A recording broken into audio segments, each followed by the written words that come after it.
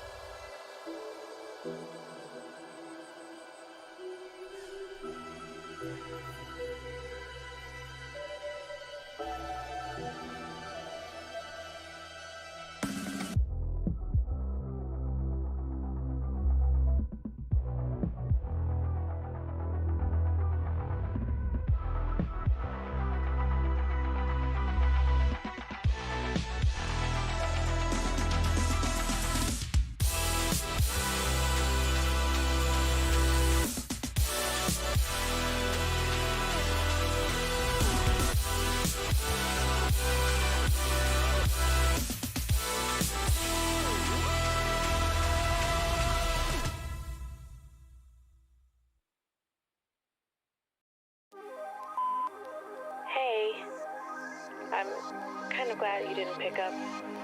I kind of just called to hear your voice. I miss you. I've been thinking about you, and I've been thinking about our love and how much I miss you.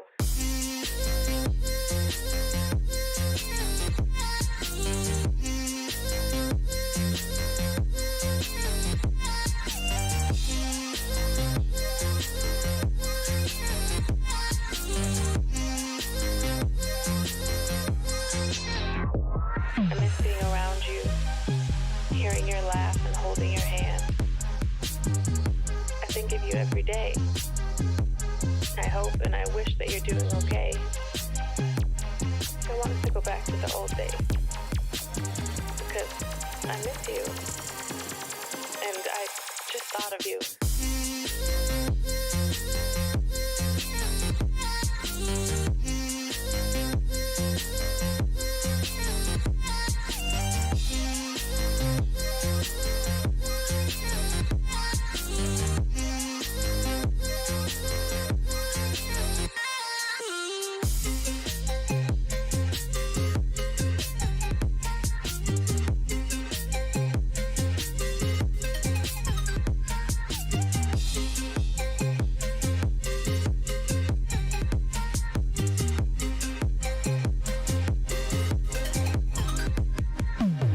The idea of you listening to this,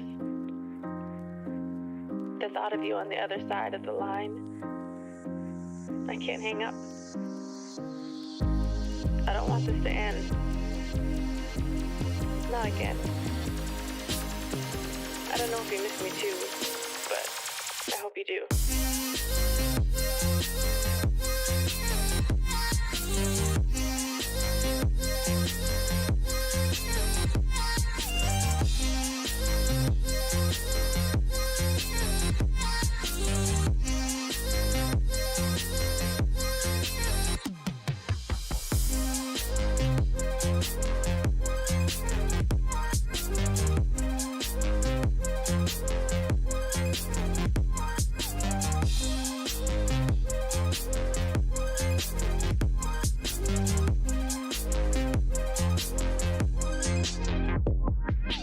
Even if things never go back to what we were, what I became so used to, what I thought would be forever.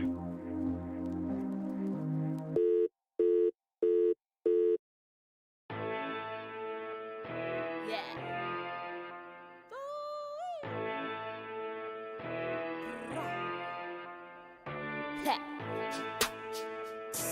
Betty.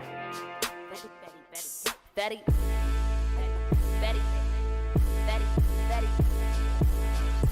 Being rich, big click, stack chips, talk ish, French tip, drinks it, I'm lit, way too lit, new level, spaceship. If you ain't with the click, you on my hit list. If you ain't with the click, you on my hit list. If you ain't with the click, you on my hit list. Don't need a stylist, I'm built like that. Running up the mileage, my whip bite back. Dance with no hands, I'ma make it clap. Clap, clap, clap, clap. Dance with no hands, I'ma make it clap, clap, clap, clap, clap. Patty cake, big house on the lake. Got stars in the rain, I'm everything you ain't. Patty cake, 100 bands, I'ma rake. No love for the fakes, I'm everything you ain't. Clap, now make it clap, clap, clap. Now make it clap. Patty cake, 100 bands, I'ma rake. No love for the fakes, I'm everything you ain't. Clap, now make it clap, clap. Now make it clap, clap. Now make it clap, clap. Now make it clap, clap, clap, clap, clap, clap, clap, clap, clap. I'm gas, jet lag, new bag, 50 bags, stay glad. You mad? I've been on a fast track, pop tags, stay bags, hot class. I got racks, cop a bag, at sex. I'm a snack, been a snack. Yo, level, I pay. New bezel in my bag, cop several 50 bags. That's a Louis rag. That's a chain around my neck. That's some ice around my wrist. I'm that chick, and I've been that chick. Don't need a stylist, I'm built like that. Running up the mileage, my whip bite back. Dance with no hands, I'ma make it clap. Clap, clap, clap, clap. Dance with no hands, I'ma make it clap. Clap, clap, clap, clap. Patty cake, big house on the lake. Got stars in the rain, I'm everything you ain't. Patty cake,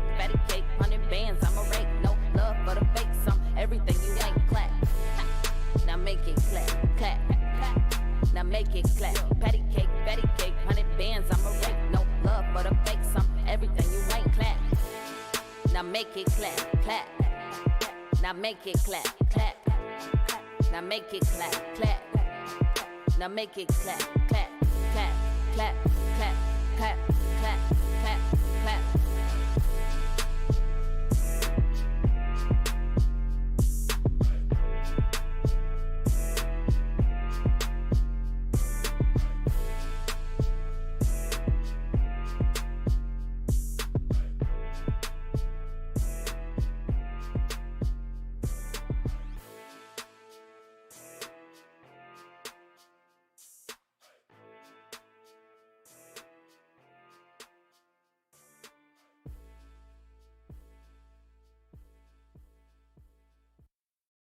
Come here. Yeah, from New Zealand. This man's putting quite a collection together. Know him? Never saw him before.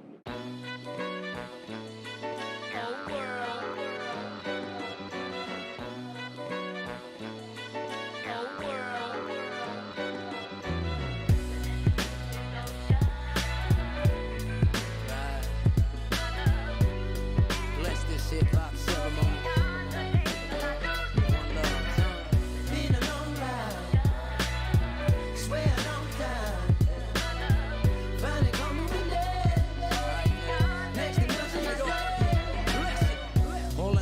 Revolution, still they love me. If I don't let it go to my head, I'll rise above it. There's something going on in the world, dark forces align. You think it's just a pop song? Our brothers are dying. Where my Nubians at? True to the craft, represent. Hip-hop's a jumbling pot. Let's let some others in. Burn one, let it reside until the chest and end. Exhale, we rebel against Babylon. Worldwide renegade, certified philosophy. Obviously somebody in charge has got a problem with me. That's alright though. I got my soldiers with me, men and women, different races and religions riding with me. This one for my homies back home. That be sending me text saying I see your boy, the moment's on. Damn right, and there's nothing that's more important to me. And it's a matter of time before the real ride. Been a long ride before the real ride. Swear a long time before the real ride. Finally coming with that. Next to nothing is love. So why y'all keep on faking it? We gonna keep on walking through the darkness, carrying our torches. Underground will live forever, baby. They put poison in the black man's melody.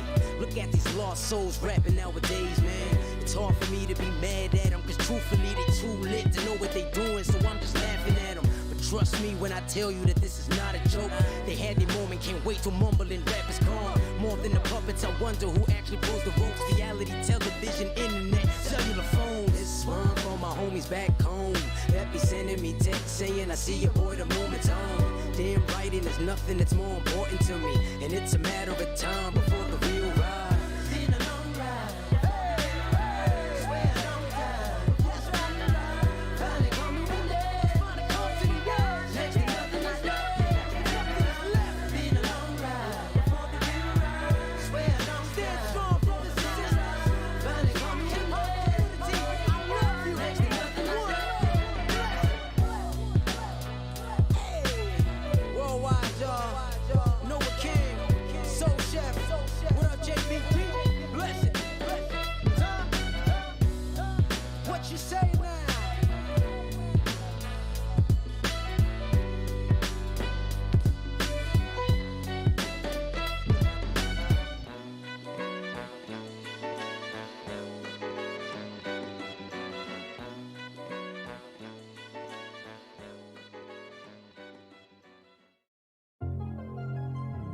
I be on my level.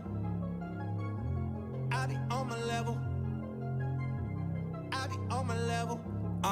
Okay, look, I've been on a mission to the top. And when I get there, it's gonna go down. Lapping the competition, why they telling us to slow down? Come for it all, no, that ain't enough just to go round. Waking up the sleepers, if you ain't know, well, man, you know now, yeah. I'm not your average guy, we set that bar too high. There's more than monetary differences between you and I. Hey, this the squad that you don't wanna meddle with.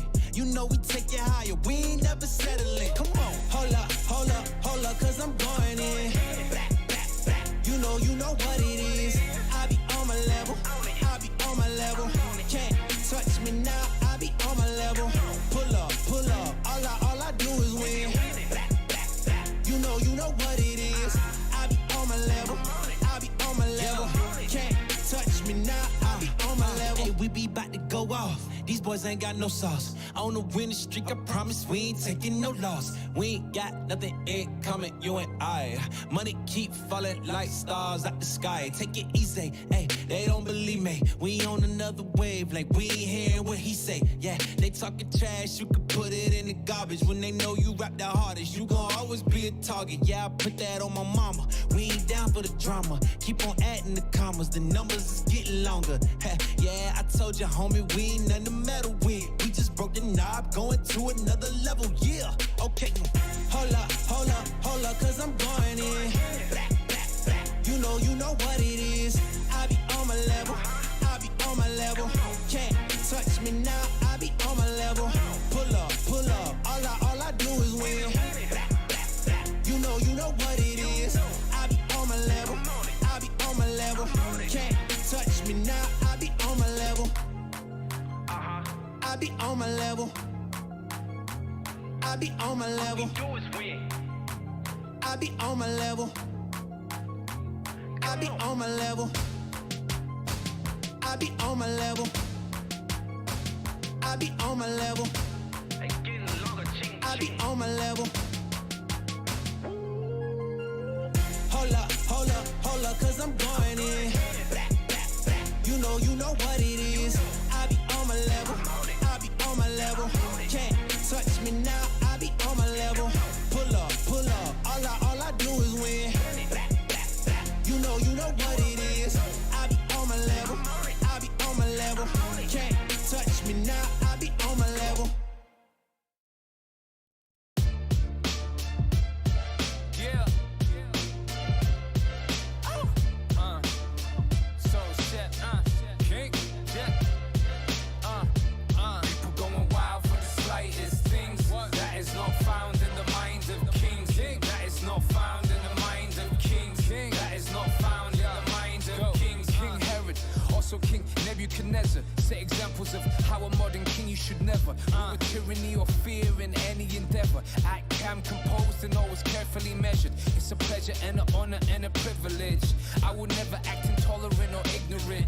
I aspire to the highest for my citizens and my kings in them. I see kings in them. Kings are no longer born, they're shaped through life experiences, they break through. The principal skill is to make do. Only given half, known to make two. Flip it, twist it, and improve on it. Formulate a strategy and move on it. Stay cool, you can handle the heat. Cause nowadays kings also be commander-in-chief. You get me? People going wild for the slightest things. That is not found in the mind of kings. That is not found in the mind of kings. That is not found in the mind of kings. People switch fast when the pendulum swings.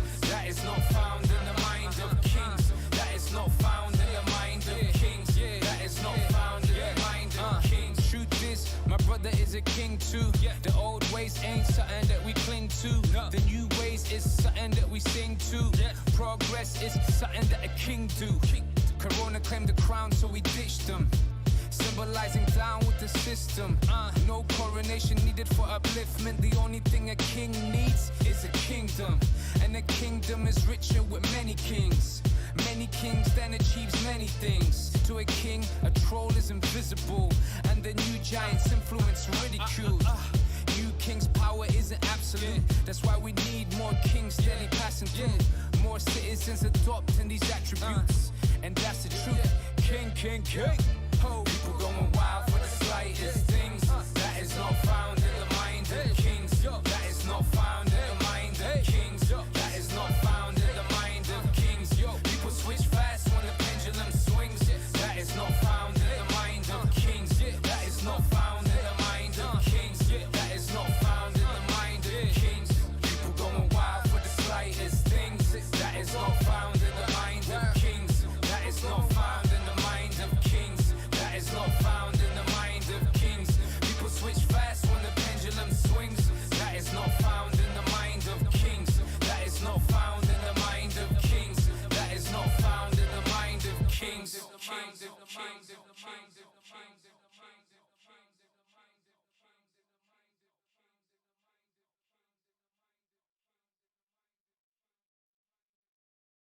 They say that you can see the devil dance, on idle hands. So we put in work. Amen. Put the city on my shoulder blades and molded waves. Focus on devotion when it's roads to pave. Kicking in the doors and we open gates for the years, blood, sweat, and tears that we overpaid.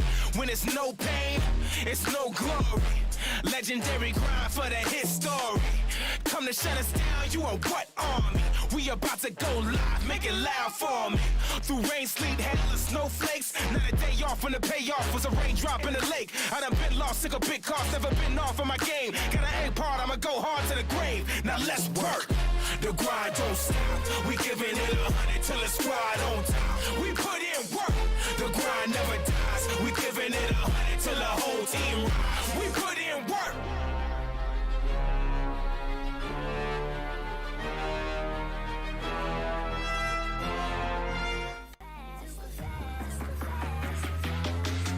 New York, right? So can I get a year?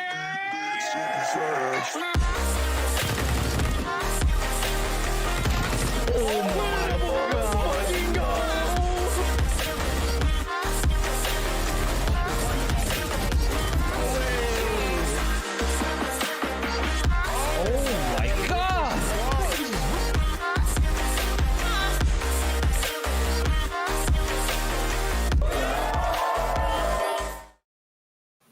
Ladies and gentlemen, welcome to the Big Bang Series Free Fire. We will be your shoutcasters, Panda user. Together with me is Vince G. Oh, dude, I'm so excited. How are you feeling for this, Vince G?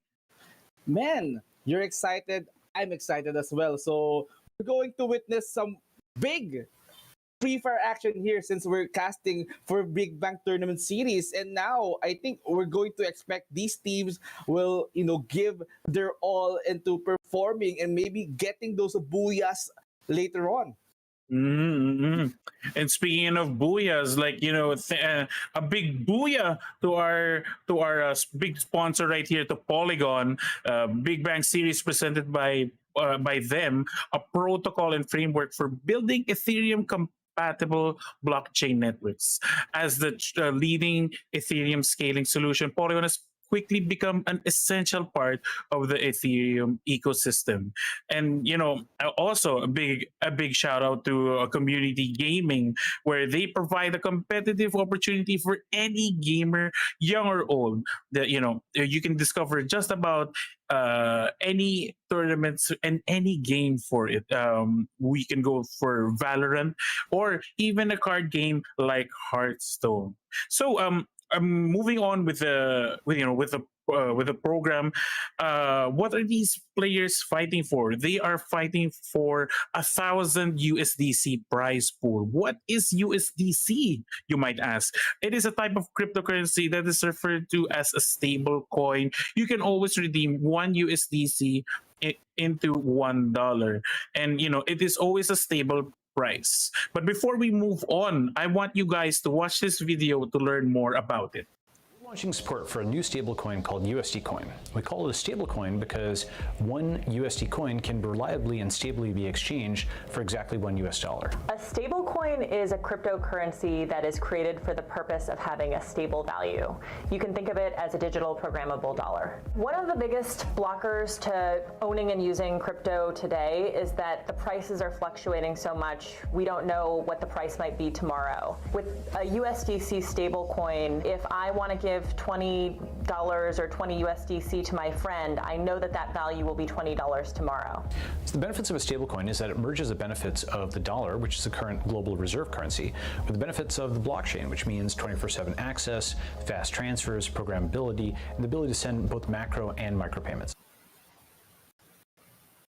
Yes, very, very nice video right there, just to explain to you guys. But yeah, also to explain to you guys, Vince G, you have some dates for us that we want to note for these several streams. Of course, these players, these teams might want to know about the schedule of our next Big Bang series. And this is going to be an intense date since Latin America was yesterday. Southeast Asia will be scheduled for October 30th. Latin America as well will be doing this on November 13th, and of course Southeast Asia as well will be doing this on November 27th. Oh yes, yes. Thank you for that, Vince. But yeah, going on with how things flow, I think it's going to be an exciting match of Free Fire. It's nice to be back with you guys. I hope you are all enjoying the community gaming scene because like we've mentioned before, it's not only Free Fire. It's also going to be other games that we've witnessed. But yeah, so going back into Free Fire, man, Vince. There's going to be a lot of things in this game, a lot of things we have to consider, a lot of factors as well. And being a battle royale game, but this is one of the battle royales that have a big twist in it. Like they players can actually build walls in this game, but it's just walls, and I think these walls cannot be easily broken, as I've heard. What do you think about this, Vince? I mean, it's so hard to use those walls as, I mean, you can use the walls to clutch your enemies, like to solidify your defense, since you'll spend some time playing it out in the open area. You need cover. So Mhm. interesting thing the interesting thing about Free Fire is you have those consumables. You have, instead of grenades or instead of having smokes, you can also have those glue walls that can protect you from any potential threat. Like even if you're caught into an open area, then of course if you have a glue wall, then you can establish your shield, and enemies might find it hard to penetrate you. Just watch out for grenades that they might throw at you, Mhm. because Yeah, you will get caught. it's And, yeah, the bullets won't penetrate, but the grenades will definitely get you. Yeah, that is very true. I mean, one nade is basically a game changer when you are not careful on how you place these walls. But yes, also, as we're going, I think we have got some word that the game is about to start. But still, I'm very excited to see how these players, maneuver themselves across the battlefield, because there are certain items in these games that also help aside from the wall. But yeah, it's going to be up to the players on how they're going to win this tournament as well.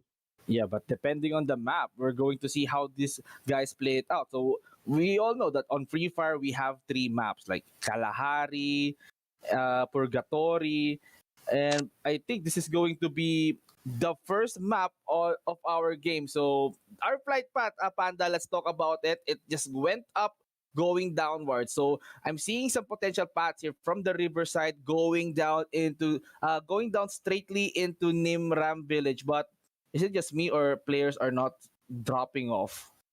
Yeah, I think they have to be in the certain zone, but Oh yeah. we'll see how things are.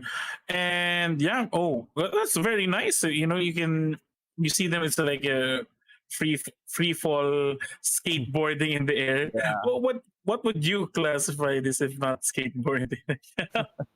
That's skateboarding. That's insane Yeah, skateboarding yeah. down. And this is a fast game mode by Free Fire. Yeah, you need to drop off into a certain Yeah, zone, yeah. and then probably you have to wipe each other out. So this will going to be a fast game. Ooh. Have a close encounter with your enemies yet, and just like that, look at Unit Bailan just firing some shot towards. Right here in the north position, and dude, this was almost immediate. Like players have already established themselves in the field. As soon as we got to somebody, like, wow, people have already been firing left and right, and looks like players are a bit far from the certain zone. But we will find out where it does spawn, and this is very unique. I think these players are heading towards the beach side. I think they're going to take a boat. Probably.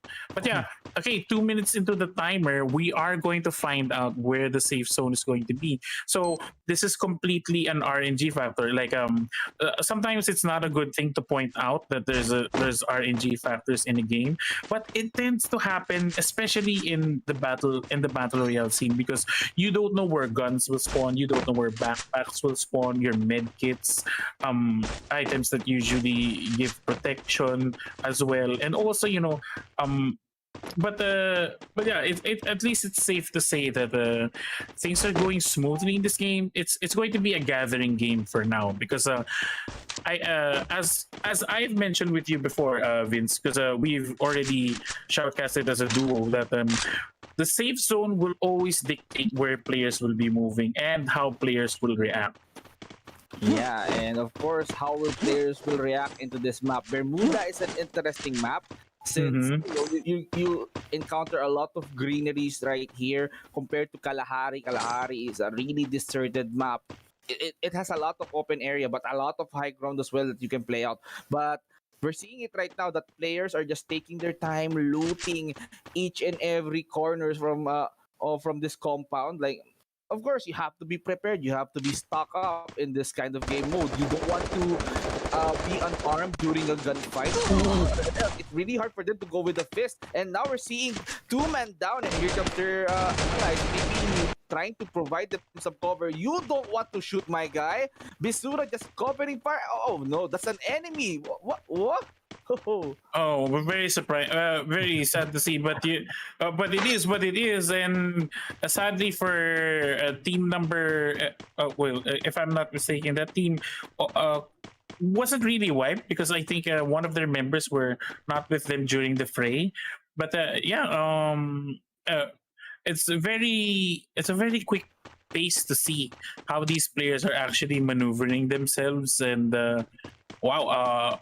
I think it's going to be really quick, and wow, that is a big circle. I'm not going to lie to you, Vince. I guess it's going to be safe to say that players will be moving into it or like almost immediately because that's still a big circle, and I think modes of transportation will be useful for them. But did this player just get damaged? I think he fell down somewhere. Yeah, they need to be more careful. I've seen. I just realized that what they did is, that guy with the shotgun, he just scared off the the members of the knockdown players. So he just told them that, okay, I got this, guys. You don't want to come close because I will kill you with the shotgun. So that's it. Those players, they just run for their lives, and then he managed to get a double kill out of that encounter. But it's very very relaxed. But we only have 23 players alive in this Bermuda map, so they're just taking their time, man. The circle is very huge. The circle is very wide, so it's possible that these guys might not have a very very close encounter with each other, but maybe establish a spot where they can scout and they can like camp and hide to for the late game. Yeah, that's true because you can't really tell where they position themselves or where enemies will be coming from or going towards to, but definitely getting a vantage point is nice to scout, but the thing is, you can't be too sure about going for a scout because sometimes scouting is a bit dangerous, but at the same time you really need to and you have to get the vantage point, which I totally agree with you there, Vince, that if they're not careful onto where they're positioning or where they're spotting enemies, it's going to be really tricky. It's going to be really hard for them. Yeah, it's gonna be really hard because teams or players that establish their base or camp inside the circle, or maybe near the circle, can decide to gatekeep. Watch out for potential players or teams that might cross beyond the border or cross inside the border and then probably set their sights onto it and then shoot them, making them making them, eliminating them, and removing them from the game, giving them some points. That's very true, Vince. Like because I think the goal of the players here is not only to be the last team standing, but also they have to be racking up kills at the same time. But it's a good thing to note that I think it's much better to get the winning team at the end of a battle royale, because that's where the points that's where points, excuse me, that's where points matter the most. And yeah, you can get kills along the way, but the most favorable is always to be the last team standing. But still, if other teams manage to get a decent amount of kills, let's say 10 kills, 8 kills, I think that would be a bit much of the points that could potentially also be a changing game factor for if they don't get the last team standing status here. But still, you always want to gun for last team standing here in this battle royale game mode. Of course, you just have to want that safe space. You just have to want that distance.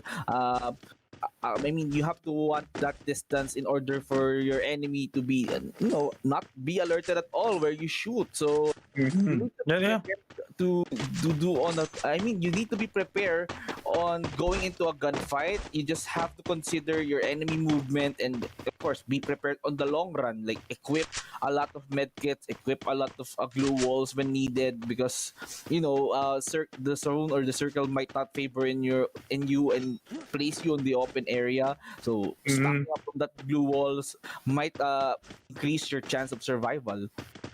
Yeah, I totally agree. If players can just outmaneuver themselves, and I guess there are other players outside the zone. Looks like the zone really does hurt, and they are a bit far off. But I'm quite surprised that there are. Oh, okay. So I guess there are still some strategies here that call for meds also outside of the zone. I mean, from the looks of it right now, it doesn't really hurt as much, but still, players are gonna have to be careful into how they manage their meds as well. Well, I for one, I'm not against this strategy, but also sometimes when you waste resources at times, it's not as nice to see, because there are other ways to win this game mode, and seeing as how the gameplay can go about.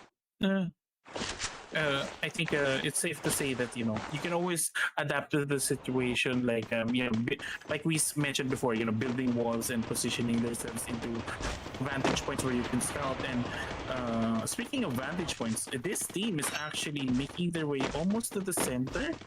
They do have high ground, but it's going to be very, very tricky into getting like a safe zone within the center, because if you get spotted by several teams, you're basically in a kill zone. Yeah, now EKS is just trying to make a run out of it. Like, get inside the circle, establish their position, and now we're seeing some gunfights here. Kodet just landing some shot, but we're seeing some glue just protecting that other team on the other area. But Bolu, on the other hand, might they wanted to like eliminate the potential threat that is just in front of them. I think the push is not stopping, but EKS trying to make it safe, establishing up their position on the high ground and getting some good sights from above. Yeah, that's true. And looks like the radar right here has spotted also the opposition, and they're gonna have to be really careful, because once you get revealed by that center area, it's going to be really tricky. 22 players still alive, and I think there are several teams that are here. Looks like there are other players that are doing the medical stat, like outside of the zone and just regenerating. It's just curious to see. Looks like some shots here by Bolu. He is trying to see if there are other players right now, but there are none as they've noticed. But still, they have to be really careful. Yeah. He knows. I think he's just aiming for that potential target just around the other compound. So, yeah, this team EKS, they're trying to make a move out of it. Now, the enemy teams has been alerted since EKS is just firing non-stop beyond this team. Maybe it's the same team that they encountered downhill, and they're just establishing in a more safer space, like this house right here, this building right here. The walls are very solid. Windows are the only visible peak that is way beyond that area. But I'm seeing Bisura just firing some shot way beyond that combo. So probably this is an encounter between Bisura and the rest of the EKS team. Yeah, that's very true. It's like they do see them in the other side of the compound. Oh, nade goes down and damages several players in the process. I think it's up to them if they want to push. Ooh, Street Fighter. It's a Street Fighter wall. Yeah. Well, it's in the game, so I can mention it. Like, I see it as it is, guys. I don't want to mention other games. Oh, he gets shotgun across the face. Very tricky push right there. Looks like another wall is going to be put up, and yeah, I think it did need it to be set up so they can revive their teammate right there. Because that shotgun shot was very spicy. It was a good thing they weren't outed in the game. Yeah, you see how effective the walls are. It has prevented the push from the other team. They don't want them to just annihilate them, and dude, can just prevent them from any other danger. We've seen their attempt to push, but somehow Bisura was just knocked down by the rest of the EKS team, and it's not looking good for them. Now let's set our sights into the other teams. Now we're seeing here Iza trying to shoot some potential targets just around the field in the factory. Now I'm seeing some skills being set up here. Yeah, those dome walls. Yeah, those dome walls, and it's not stopping because the zone or the circle is just shrinking non-stop. Yeah, they're going to push at the same time. But, as we say that, looks like zone advantage does go to the Yiza's team right here because, like I said, Vince, because if teams can move properly with the zone also moving in, then it's an absolutely golden opportunity. Looks like this the team CS right now has decided to go with a mode of transportation, so they're gonna have to be really careful not to get blown up in that vehicle. Like, that is the worst case scenario that can happen to you. Of course, the way we've casted so much battle royale games, we've seen enough vehicles being blown up. The players are just scattered. Are being scattered around the map, being injured. Man, it's enough for a squad wipe if 4 members. What just happened? He was just taken down by the circle. Yeah, because the circles right now, even if it's the third zone, it's gonna hurt you so much, and they're gonna have to be really careful. Looks like some of the EKS team here, they're down by one member, but they're gonna have to be really careful where they're positioning themselves because they just shot and alerted another team, which could potentially lead to other teams going in on the process. Because even if you do have walls, you're still technically out in the open field, and if you get naded, that's going to be very devastating. Yeah, you don't want to get naded, or else your body parts will just be all over the place. Like, that's an early elimination, but Isa just hiding in the sweet spot, landing all those shots. Now the players beyond them is just alerted. Oh, he was knocked down. Kulang was knocked down. Here comes Isa. Isa will be getting the kill, and he's just trying to revive his teammate. Rather, yeah, it's okay. It was mistaken, but unfortunately, the 2 players that were hiding in the walls were taken out at the same time. And, this zone is gonna hurt so much. And looks like it's down. EKS is down by 2 members. And looks like other teams are going to be running towards inside the zone as well. Looks like a dome wall does go out. It's going to really help right now. Same time as I say it, looks like it's going to be the last member that's going to be left by Isa's team right there. And meanwhile, other players, Yan Yan and Yan TZ and ELG right now, they are going to be the three members left in their team. Looks like they've actually secured themselves inside the building, and it's going to be really tricky though. But they're still going to have to move inside the zone because I think the walls right now is still going to hit them. It's going to be very tricky. Oh, shots going down. Unfortunately, the wall goes up immediately. Here comes the nade. The nade will somehow blow them. And oh, did it connect? Somehow, I think it does. But it's safe to say that these players that we're seeing right now, ELGNS and the rest of the guys, are in the safest spot in this arena. The blue walls and the dome walls being utilized here on the open field.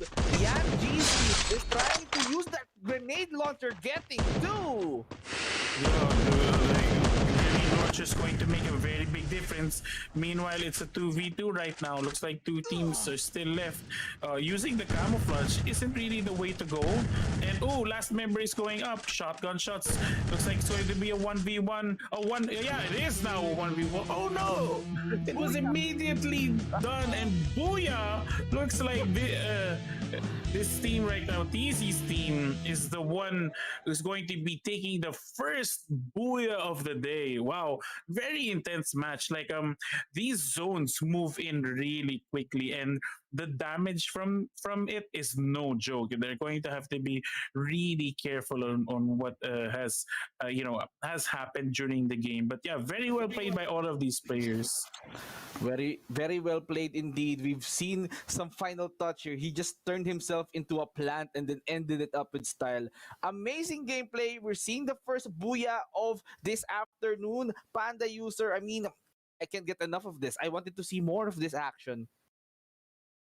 Yeah, dude. Like there are so many things that can happen like almost immediately, like a non-stop action. Like after the first zone, and so yeah, after that first zone, with things that transpired, dude, immediately players are just going at it with each other left and right. But yeah, speaking of zones, we're just going to mention again, like a big thank you again to Polygon and Community Gaming. Polygon is presented to us is the Big Bang series protocol and framework for building Ethereum compatible blockchain networks as leading Ethereum scaling solution. Polygon has quickly become an essential part of the Ethereum ecosystem. And also to Community Gaming for hosting these tournaments as well. Providing a competitive opportunity for just about any gamer, young or old, and also you guys can always discover tournaments for just about any game. Like I've said, Vince and I have seen it all. Like there's Call of Duty Mobile, there's going to be Valorant, and even a card game like Hearthstone. So, like I said, these players are going to be battling it out for 1,000 USDC in the prize pool. I mean, that's a lot of price pool because USDC is a type of cryptocurrency that is referred to as a stable coin. You can always redeem one USD coin for $1, giving it a stable price. So it means equals you get what you want. I mean, you get the exact amount of value, Panda. Yeah, that is very true. So I think in a moment right now, if I'm not mistaken as well, we are going to go immediately into game number 2. Looks like these players are really raring to go, and I think they're just setting up the lobby. But yeah, so I guess we can go back into what transpired in the game, Vince. Like you seen like so many of those walls being set up, and I think the dome walls was also helpful. But at the same time, if when the players got the items that were needed, the walls didn't really matter. It took like grenade launchers at the same time. And aside from the grenade launchers, they could actually go inside the dome walls just to take the players out immediately. And it's like it looks like shotguns also mattered as well at the same time. Yeah, shotguns also matter since you'll be expecting that you'll get close to the enemies Mhm. as much as possible. Then having that shotgun giving you an insane amount of firepower. But we're seeing a lot of firepower coming in from those nade launchers. They just blow the. I mean, they just blew a lot of players from the from the zone. I mean, from the wall, and Mhm. it just eliminated them just instantly. Having those glue walls established, okay, how do you counter it? Okay, so having thrown, you have to throw those grenade launchers, then bam, easy Mm. kill. In you just reduce the numbers. Yeah, that's true. Like, I think the special care, the special care packages that drop also, like the items that were gotten from it, like was those grenade launchers, and I think it made a very big difference into how the game was being played, and others immediately adapted to the situation. Like, you may have had the grenade launchers, but the thing is, the dome wall was the more important tool right there, because this game might have a lot of grenades, they might have a lot of grenade launchers as well at the same time, might have the explosive ordnance, there you go, that the players might need. But the thing is, it wouldn't really matter if you can't push into a dome wall, because that dome wall really mattered so much, and it's really frustrating to go up against. It all came down to a shotgun, and I'm not gonna lie, that shotgun made that game. Yeah, shotgun indeed. You have to get close, and then what a way to end that first Mm. map. But seeing that we're just waiting for the players to load out the lobby. What do you think? Is it going to be a Bermuda map again, or are we going to like change map into Kalahari, or maybe something else like Purgatory? Since both of these maps, it has a different feel for players. But Uh, if we're going to Kalahari, then we're going to expect a lot of high grounds and open areas. It is true. Like, there may be different types of maps, but still, I think the factor, yeah, it changes a bit, but it's still up to the players on how they set up their walls. And I mentioned this, like, you've seen it. Like, even though if you're an open field, it's the walls that are going to matter. At the same time, if you can set up from left and right for your walls, and also react quickly if you're being flanked by another team with a dome wall, sometimes it's not going to matter even if the terrain is changed at the same time. But still, players have always adapted to the situation, and they've seen how things have transpired for them, and if it all comes down to how up close and personal these teams can get, especially with a shotgun at the same time. I mean, these players, these teams, they are so prepared to go and join in this tournament, because who doesn't want that USDC 1000 USDC prize pool? I mean, everyone I think is really thirsty just to get those prize, and that's why we're seeing that players are just taking this seriously. They don't want to lose this. They wanted to go all out in this tournament. Big Bang Tournament Series, I mean, from the start, it was already a banger. Oh yeah, definitely. And these teams have always, I think, if not prepared for this, at least they were, mentally preparing for the fact that there are a lot of things that can happen, and if they've practiced on their spare time, they've always like adapted to certain situations, because this is a BR game, and there is, yeah, definitely a rank mode, but it's always the practice time and the effort that the the teams will have to take into consideration, how well they also communicate with each other so they can win these games. And I think there is good cohesion with everybody, because we've seen that other players have set up walls immediately when someone's down, that they immediately go to where someone was down, and at the same time saving them from harm's way. But still, uh sometimes spreading out is also a good thing, because we've seen grenades and those grenade launchers. Those are no joke. I mean, no joke indeed. It just blew out an entire team. I mean, yes, you have to counter all those walls with everything you've got. And what you've got, I got a grenade, so might as well throw it. I got a grenade launcher, might as well use it.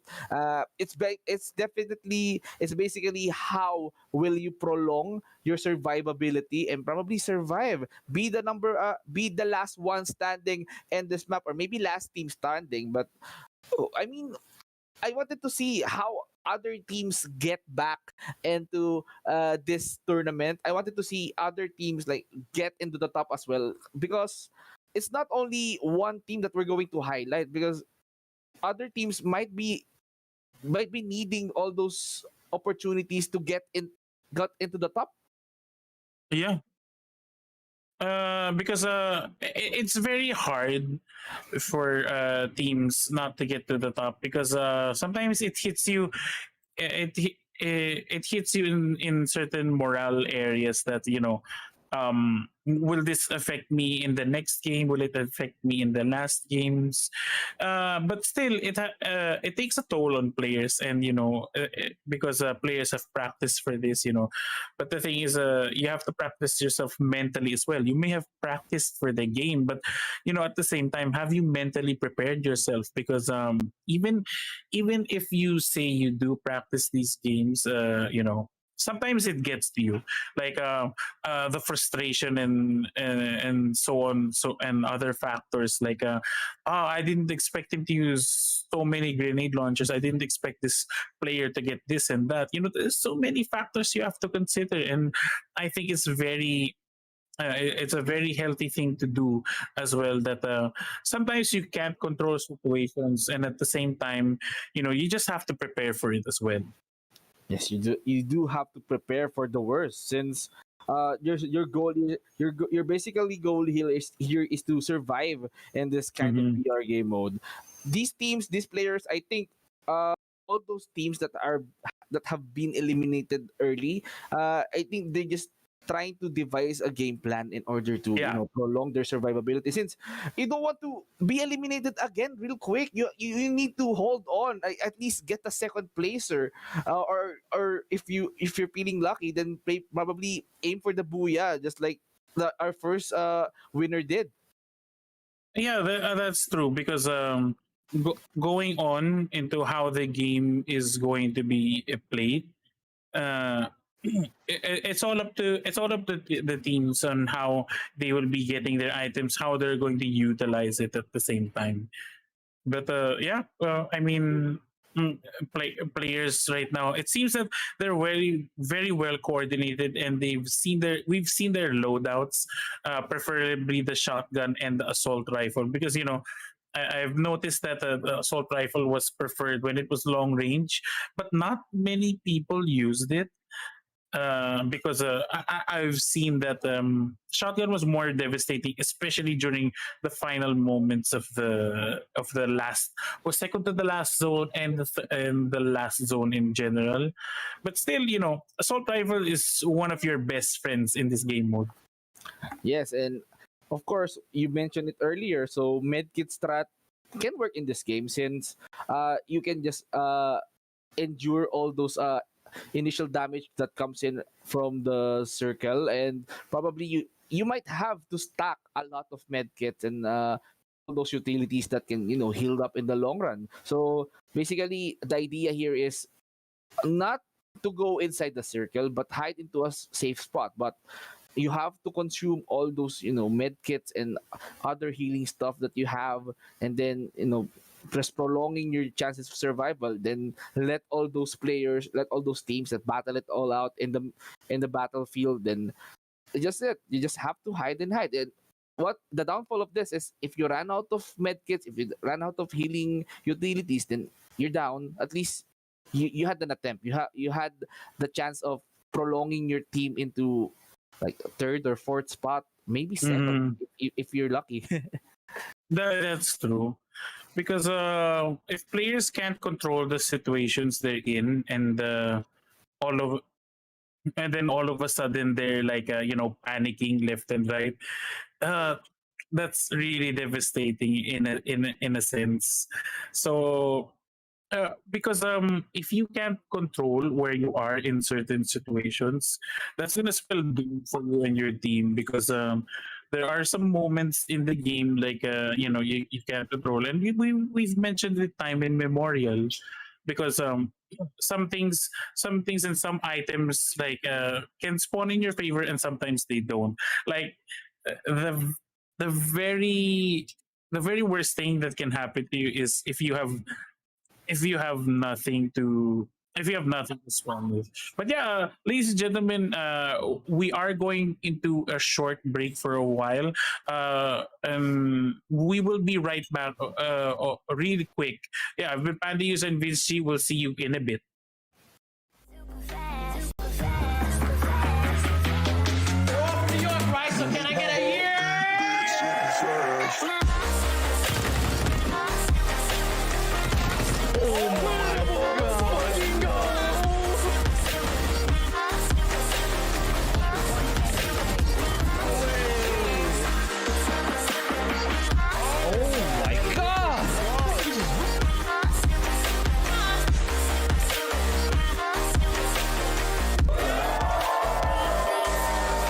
We're launching support for a new stablecoin called USD Coin. We call it a stablecoin because one USD coin can reliably and stably be exchanged for exactly $1.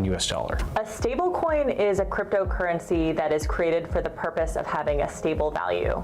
You can think of it as a digital programmable dollar. One of the biggest blockers to owning and using crypto today is that the prices are fluctuating so much, we don't know what the price might be tomorrow. With a USDC stablecoin, if I want to give $20 or 20 USDC to my friend, I know that that value will be $20 tomorrow. So the benefits of a stablecoin is that it merges the benefits of the dollar, which is the current global reserve currency, with the benefits of the blockchain, which means 24/7 access, fast transfers, programmability, and the ability to send both macro and micro payments.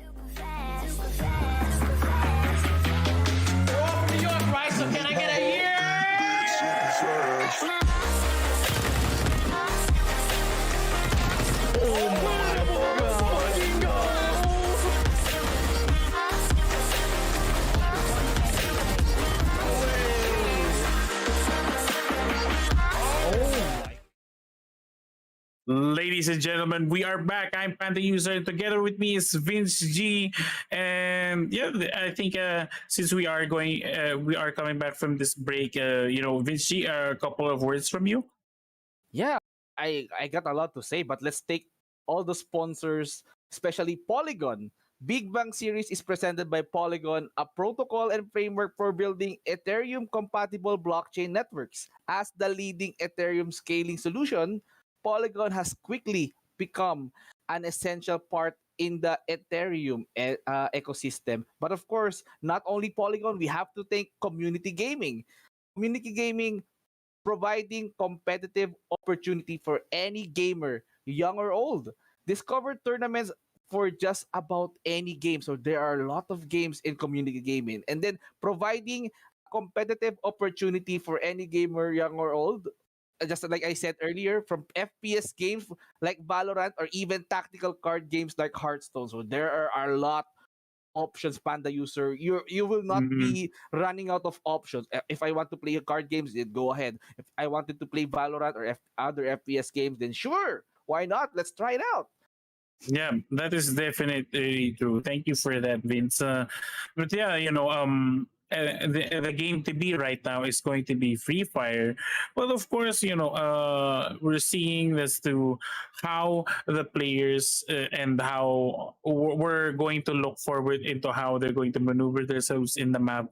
It's going to be a fun time. It's going to be a very challenging thing to see because in a battle royale game mode, I'm going to reiterate this like from time to time, there is always a factor of RNG. You can't really tell what items you get, and it's very understandable. So, no, going into the first game of these semis that these players take time to gather the items they need because they need a lot of safety walls, the safety domes as well, and if they also have the ordnance like explosive, maybe a molotov if there is in the game.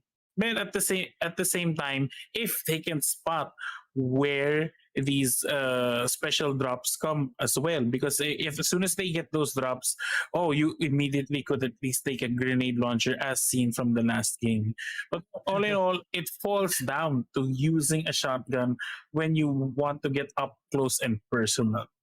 I mean, we've seen a lot of personal shots being taken out by that shotgun. So, are we going to see a lot of shotgun actions again? Or are we going to see a lot of like blue wall actions, the big dome action, or maybe being clever? We've seen the circle just favored out in the open field. That's why they were forced to come out of the factory and contest it all out. Maybe this is a different game, so this is going to be different since the plight paths might be different, the zone, the circle might be different, and yes, the loot may vary since this is what I love about battle royale. You don't get exactly what you get for at the same time, but you just have to rely on your instinct, just gut feel. If you're feeling lucky, just loot that compound, that you loot that area, and then hoping for a better loot like yeah, grenade launchers and maybe a powerful shotgun that you can use during the last minute team fight. That's true. Because things might always not what they see might be seen. Because if you don't know where a grenade comes from, and at the same time, if you stay in your wall too much, if a grenade gets a good chunk of your health, you might as well panic and try to heal. But at the same time, if you do something like that, it's going to be really risky because you don't know if your opponents are going to be pushing. At the same time, if you can hear them coming, you just have to be prepared for it, and it'll all fall down into how gunplay is going to work at the same time. Yeah, gun plays and probably getting close. We've seen some attempts to go melee, like get into a fist fight or maybe use that huge bolo just to chop their enemies down. But I just can't get enough of the action. I wanted to see more intense gunfight up close and maybe some action in the key areas of the map. So if we're going to play on Bermuda, some action on the on the seaside, on the Mars Electric, and I think Panda users, are you ready? Because I do. Mhm. Yeah, I think we have some confirmation that the game is about to start, and we're definitely ready for some more action. But yeah, it's always going to be almost the same thing. Depends on what the players are going to be doing. If they're going to be spread across the map, or are they going to be farming in certain places at the same time? Then it's all going to come down into how the players is going to be dueling each other, or each time they have a clash inside the zone, it's always going to fall under that. And also at the same time, if they both drop at the same point, it's going to be an immediate clash. You can't always count that out because we've seen in the first game somebody was with another team, but at the same time, oh, they got shot immediately, which is a bit devastating. But I guess it is what it is. I mean, you have to contest. If you see a potential team that is just same just going straight at your dropping zone, probably you might get all those guns fast, and then just eliminate them as early as now. So you don't want to waste time, since if you let them like get all those guns or utilities and all those ammunition, they can Mm-hmm. turn things around and maybe eliminate you from the game. You don't want that to happen. The thing is, you wanted them to be eliminated as early, so you have to be as quick. You have to be more quicker than them in order to pull up a successful elimination, and an interesting squad wipe. But as Mm-hmm. we can see on our screen, we're seeing some intense loot action, but some of the players, some of the teams, they drop late. Yeah. Uh, and like I've said, Vince, because other players choose to drop in late because at the same time they really don't want to get outed immediately inside of the game, because it's all going to come down into how well the players get their loot, and how they get their ordinance, and at the same time if they can gather enough walls to save themselves in the coming parts of the last zone. Yeah, I mean, this is like a stable pace of the game where players just have to loot every uh every loot that is available once they see it. But I'm seeing some teams going into that open compound here on our Cape Town and maybe enjoying it all out. I love that skin. I mean, he looks like a F1 driver right there. Mhm. Yeah, there are a lot of unique skins that we've seen in the game, and characters are also fully customized at the same time, which is good. It's nice to see, but we're always in it to see how well their gunplay plays out and pans out in these games, because you know if the players don't know how to use their guns, that's going to be a bit disappointing. But yeah, I guess it is what it is when it comes to these players. Yeah, they just in terms of safety, they're just stacking up every like bit of utilities that is on the ground. Just look at Mazdu. He's just trying to find very very good loots that can help them up into pushing through mid or late game. But Mhm. seeing them move as a unit, that means they're well coordinated. They're just prepared. They're really prepared on what's gonna happen next if they wanted to at least push inside the circle, or maybe just have a surprise attack or sneak attack into any possible enemies that they might face in their maybe later on. That is very true. It looks like other modes of transportation is going to be used, but I don't think it matters at the very start of this game right now, because uh, as we've seen that several players can just several players can just run themselves onto the next zone. The zone, since it's going to be relatively big, and looks like there's a clash happening on the other side, and I think these players are going at it with each other, and looks like it's a 2v1 situation. Unfortunately, one of the Aurora team members gets taken down immediately. He did not realize that there were people there, and he just scrambled himself trying to get the kill, but unfortunately he got a double team right there, and that's going to look real tough for Team Aurora right here, right now.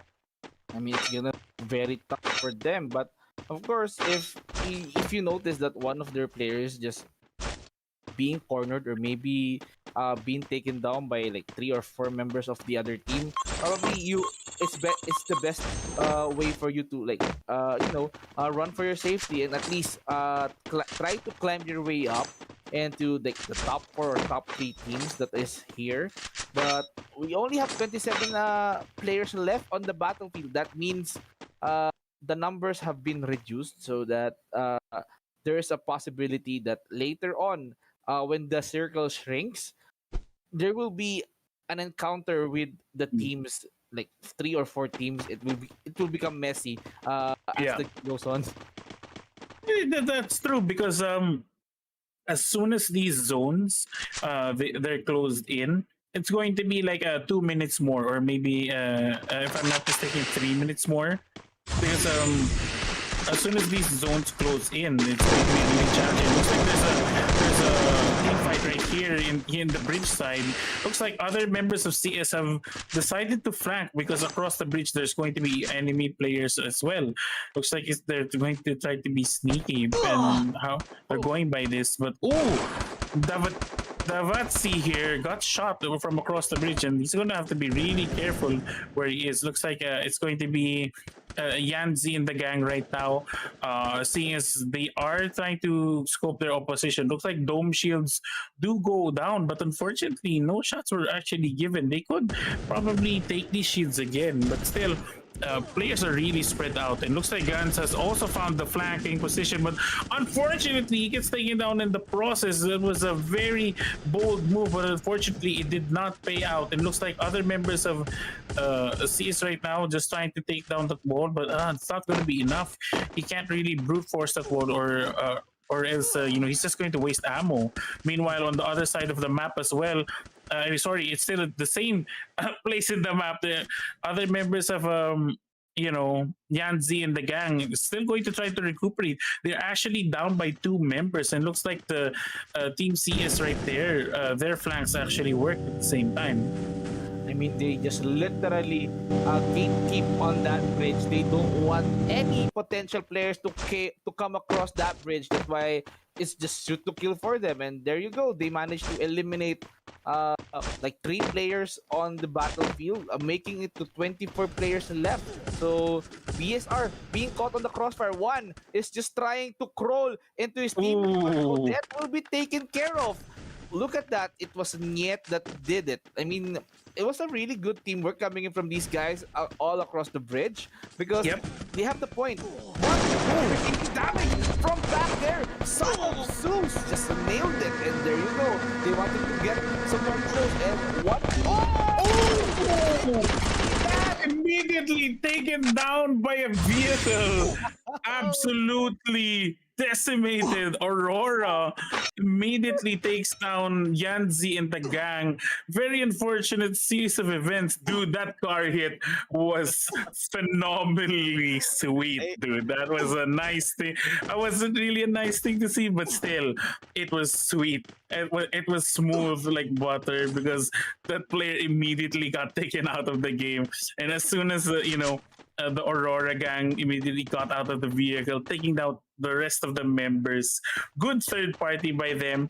I mean, here in the Battle Royale mode, as soon as you third party someone, you're almost guaranteed to at least win the scuffles, and they won it all, and they're going to get the loot for that. But yeah, going into the zone right now, it is going to be the second zone. It's going to fall under the rest of the team. 17 players. Zone still looks quite big, but that's going to change really soon. Like after about 2 minutes, yeah, that's going to be really smooth at the process. Wow, this is the first time I've seen a monster drop this huge far. But I just can't get over with that vehicular collision. It was literally a hit and run. He just managed to throw one player out of the game itself. You don't need to go to the hospital, just go straight to the lobby. Yeah, but that's not a hit and run. That's literally a grab and smash, dude. Because they smashed the opposition, and at the same time they grabbed everything. Oh, but speaking of grab, looks like there's going to be some grab shots right there onto the opposing team. Looks like it's going to be members of MX and KM right here going in on it. But unfortunately, 2 members are all down. They're actually in the kill zone, and they're struggling to revive their teammates. This is going to be really tough for them. Other players have survived, but have been up. But the thing is, they're also outside the zone, so they're gonna have to recuperate somehow. And a shotgun shot to one of their members. Looks like a vocal here trying to flank at the same time. Nice shots, also getting down at the same time. And looks like it's gonna be the last player. And KMD immediately takes down the opposing squad, but one of their members were taken down in the process, but still, they have won the engagement with one casualty at the same time. I mean, you see how these guys were prepared to go to war. They might lost one member of their team, but at least they managed to do an entire squad wipe. Now reducing the number of players to 14. So, I mean, the map is too big yet, but you know the circle is shrinking. So probably they will be seeing each other when the circle just shrinks in the middle of the map. But they need to be more careful since you don't want to get across with those teams that are very, very aggressive to begin with. We've seen them plan out before they wipe out the squads. We've seen a lot of blue walls being summoned, a lot of big domes just keeps the entire team alive, the squad alive, and you know, just healing all those fallen members. Come on, let's get back to fight. Let's just eliminate all of them, and that's what you get. We've got action. That's true. Like immediately as soon as these teams went at each other, it spelled complete.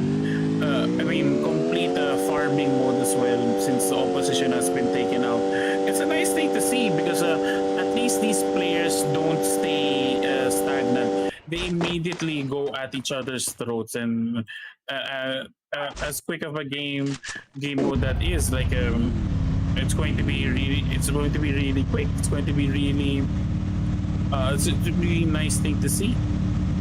Nice thing to see indeed. But the three-man squad from KMD, they're now on the move. I think they wanted to go where the loot crate just drops in because we're seeing some beam of light just above, and of course they don't have any contest at all. It's going to be a free real estate for them. But the Aurora gang here, okay, so hello there. They're on the high ground, just shooting downhill. Now BPM is on the run. Okay, so probably let's forget the loot. Let's just run for our safety. We don't want to die yet. We don't want to die here, but we want to die fighting. Yeah, that's true. But there's still 14 players left, and looks like the Aurora gang right here has spotted more members, and looks like KMD is actually taking down 2 members, and nice flag right here. But unfortunately, some of the shots do not connect, and immediately takes down that wall at the same time.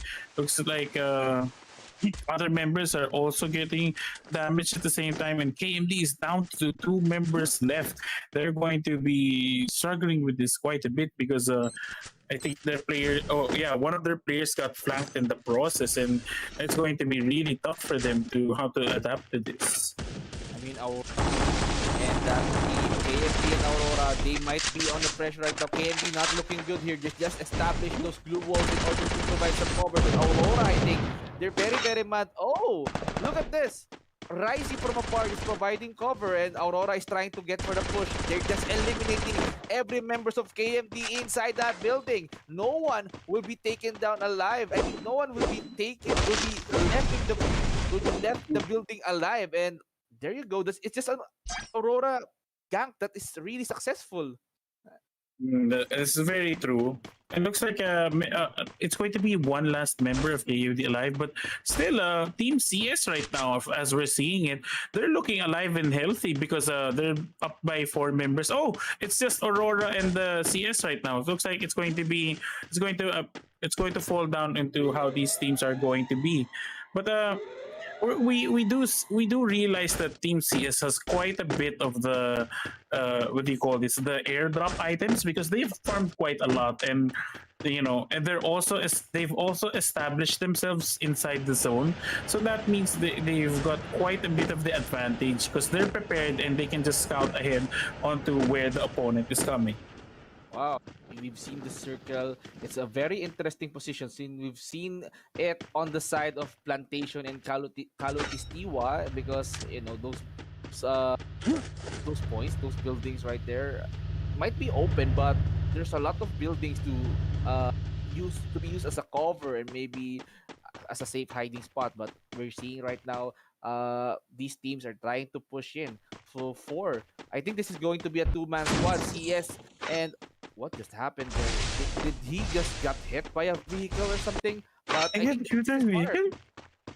Aurora. And That's weird. Oh no, it's a sniper. A sniper? No. Oh, it's going to be really careful. And oh, looks like yeah, Aurora has the upper hand right now because they immediately ham, and looks like some members of Aurora are getting shot. And seeing as how there is a team versus team. Yeah, it's this team versus team, and they've also established themselves quite in the zone.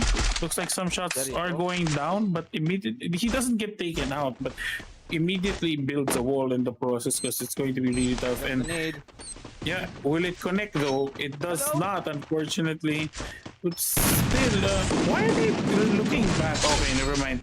They say, oh wow, immediately gets melee. Then I think the second booyah goes to Team Aurora, if I'm not mistaken.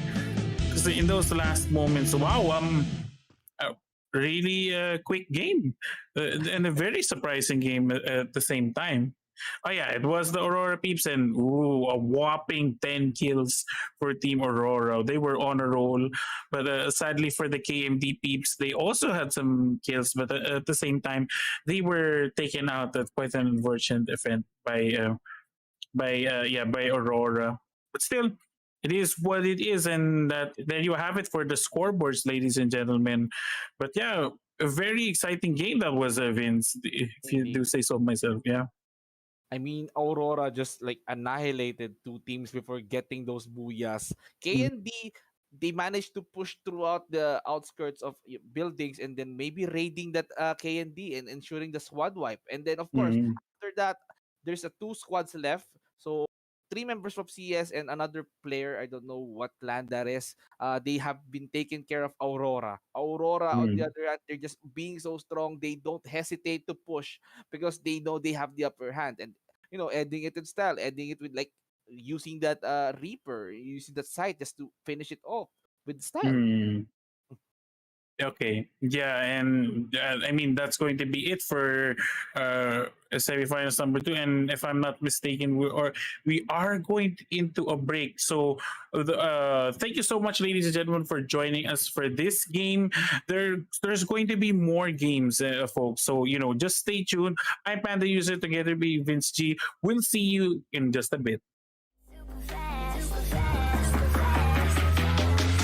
New York, right? So can I get a year?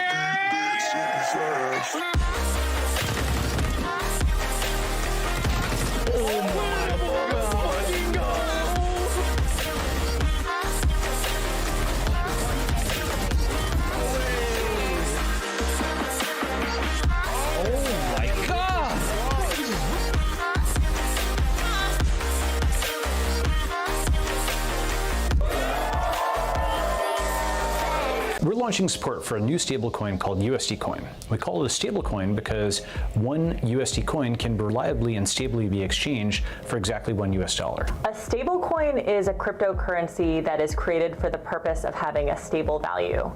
You can think of it as a digital programmable dollar. One of the biggest blockers to owning and using crypto today is that the prices are fluctuating so much, we don't know what the price might be tomorrow. With a USDC stablecoin, if I want to give $20 or 20 USDC to my friend, I know that that value will be $20 tomorrow. So the benefits of a stablecoin is that it merges the benefits of the dollar, which is the current global reserve currency, with the benefits of the blockchain, which means 24/7 access, fast transfers, programmability, and the ability to send both macro and micro payments.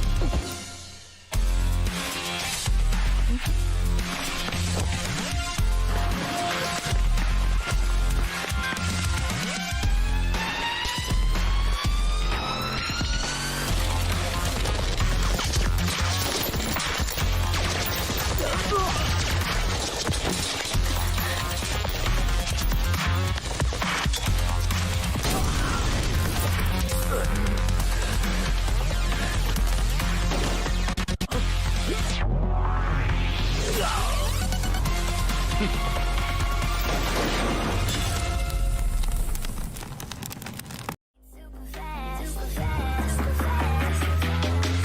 from New York, right? So can I get a year?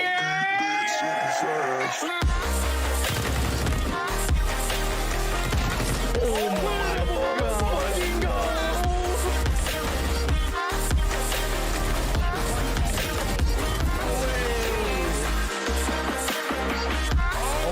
my god!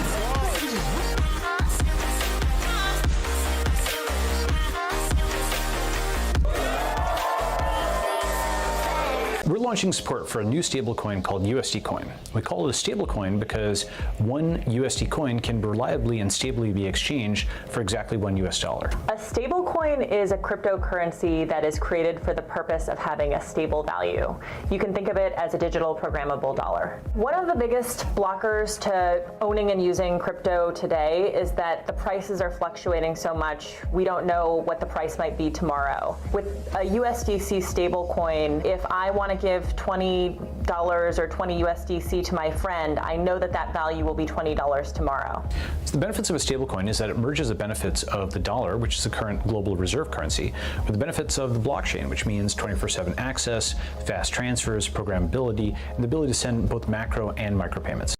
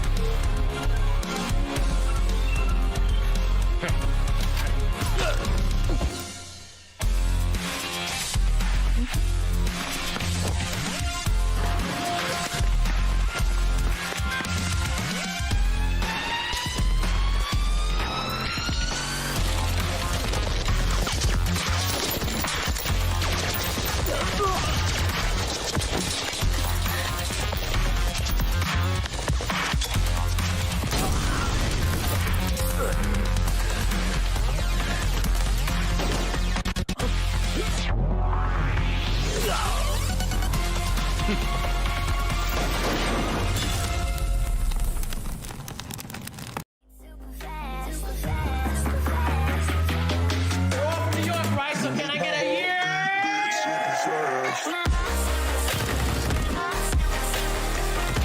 Oh my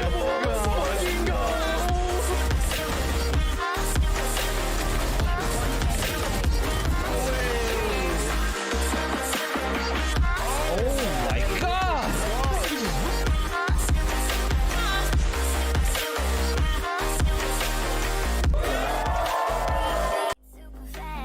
We're launching support for a new stablecoin called USD Coin. We call it a stablecoin because one USD coin can reliably and stably be exchanged for exactly $1. A stablecoin is a cryptocurrency that is created for the purpose of having a stable value.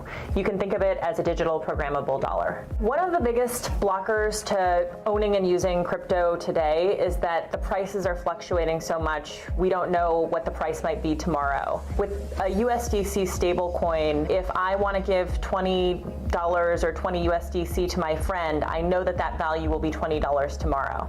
So the benefits of a stablecoin is that it merges the benefits of the dollar, which is the current global reserve currency, with the benefits of the blockchain, which means 24/7 access, fast transfers, programmability, and the ability to send both macro and micro payments.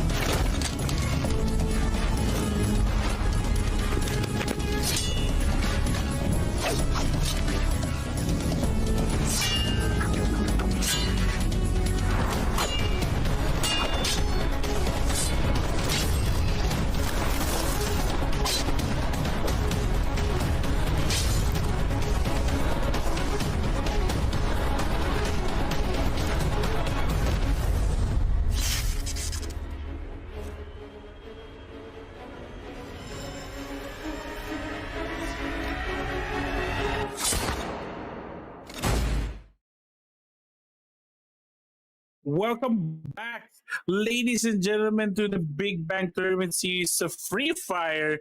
Irish Outcaster, Panda User. Together with me is Vince G. Man, what an exciting game number two that was in this series. And, I'm just ready for some more Free Fire action. How about you, Vince? Of course, you're so excited. I'm excited as well. You're ready. I'm ready. I'm ready to witness another Free Fire action since I think we're done with game number one and game number two. But I think it's time for us to move on into one of the biggest matches here on our tournament. I think this is the finals already. Am I right? Yeah, if I'm not mistaken as well, it is going to be moving into the finals. But still, before we go into that, again, we always want to we we always want to mention that a big shout outs to Polygon for being a big sponsor because the Big Bang series is always presented by them. Polygon is a protocol and the framework for building Ethereum competitive blockchain networks. As the leading Ethereum scaling solution, Polygon has quickly become an essential part of the Ethereum ecosystem, and also for community gaming. Not to mention that they arrange these tournaments. They've always provided a competitive opportunity for any gamer, young or old, and you guys can always discover just about any game. They provide games like the FPS games like Valorant, and as we've seen right now, a battle royale game like Free Fire at this moment, and also a tactical card game like Hearthstone. Wow. Yeah, there's a lot of things to take into consideration. I mean, that's a lot of games, and I do want that. And yes, of course, aside from those games that is being provided by community gaming, but let's talk about the prize pool here. We're talking about 1,000 USDC prize pool, and if anyone doesn't know USDC is a type of currency that is referred to as a stable coin. You can always redeem one USDC coin for $1. So that's a equivalent trade. That's a fair trade indeed. So you can get it for a stable price, and 1,000 USDC is equivalent to 1,000 USD. So that is a lot of money that we're talking about here. Oh, most definitely, and also as these players are battling it out, especially during these finals, and I think it's going to be very challenging for them as well to get themselves into the next game modes because like we've mentioned before and like we've said, because mentally preparing yourself and also preparing for these moments, because these things is going to matter. And there are a lot of factors that you can take into consideration. Oh, are you okay there, Vince? There's something wrong here. Yeah, I don't even know. Hey, hey guys. Okay. But yeah, there are some things that also you have to consider because if players don't really mentally prepare themselves, especially in a battle royale game for like this, man, it's going to be really really challenging. It's going to be a big a cumbersome for most situations. And also they if they've practiced well enough for this, then kudos to the people. But still, it all comes down to how these game modes actually spawn the items for the players. If they can get the items that they need, it's always going to fall under it. And yeah, welcome back, Vinci, right there. Yeah, I thought I was gone, but of course I am back. I just got slight pixelated for a while, but of course, as you can see right now, I'm clearly visible because I don't want to miss out the action, because this is the finals already. We're going to see 12 teams to battle it all out, and there's a huge map in this huge arena that we call, I think, Bermuda. And I don't want to miss it. That's why I am back. Flesh. Yes, I mean, we're going to see at least 3 maps as mentioned by these these game modes, but still it's going to be unique to see as well, because you know, it all falls down onto who is going to be the last booyah standing, because Free Fire has its own unique thing as well. Who is going to be the last booyah, which is really funny because we might mention other things, like saying they are the champion, they are going to have a dinner, but still, this time it's going to be the last booyah. Who is going to take the last booyah? Yeah, booyah indeed. I think that's a good term for them because if you wanted to win, you wanted to surprise your enemy. So booyah to you. So I mean, man, because Free Fire is a very interesting game mode and compared to other BR games, man. We've observed and we've witnessed that how fast paced this game is, and Mhm. players, they're not only that they're aggressive, but they're being reckless. They don't even watch where they're going. Mhm. When driving a car, they don't even care if they manage to bump into other players. Like, okay, you die, bye. Yeah. I mean, we saw it in the second game, like Yeah. when the team, I think it was team CS, they immediately were trying to loot their opponents, but at the same time they didn't realize that team Aurora was already in the vicinity, and immediately grabbed and smashed with that vehicle, just decimating. I think that is a one highlight of the game. If that was really fun to see, but not in a fun sense, in real life, but in game, dude, that was that was sweet. Very sweet indeed. Actually, even if they don't win this, but Aurora just managed to get that final blow on the car. I mean, not only that they won the booyah on that game number 2, but of course that moment, that sweet moment, will be remaining on this VOD forever. Will be remaining on their memory forever. That okay, I hit someone with a car, and look at just how that player just threw way too far ahead. He just it just been thrown out of the river. Just like that. But that's very true, because you can't really tell on how these players are going to I mean, how these players is going to be the result of a casualty. Are they going to be blown up? Are they going to get a shotgun to the face? Like, those are some highlights right there, Vince. The first game, somebody got shotgunned in the face, but at the same time they're also saved. But also to say that lace the last parts of the game, laced, they were technically laced with a shotgun to the face, and that was the highlight of the first game. The second game that we saw, like the last game, dude, you were run over by a car, and the animation, dude, like the person was literally waving.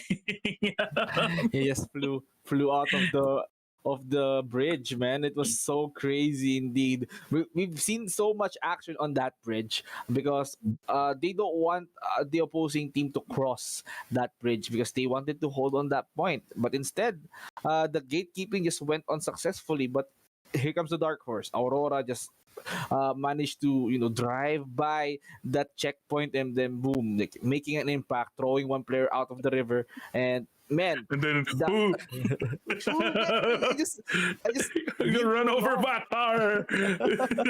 And oh man, that is so crazy. But will we see some more crazy moments or more insane moments as the finals commences later on in this game?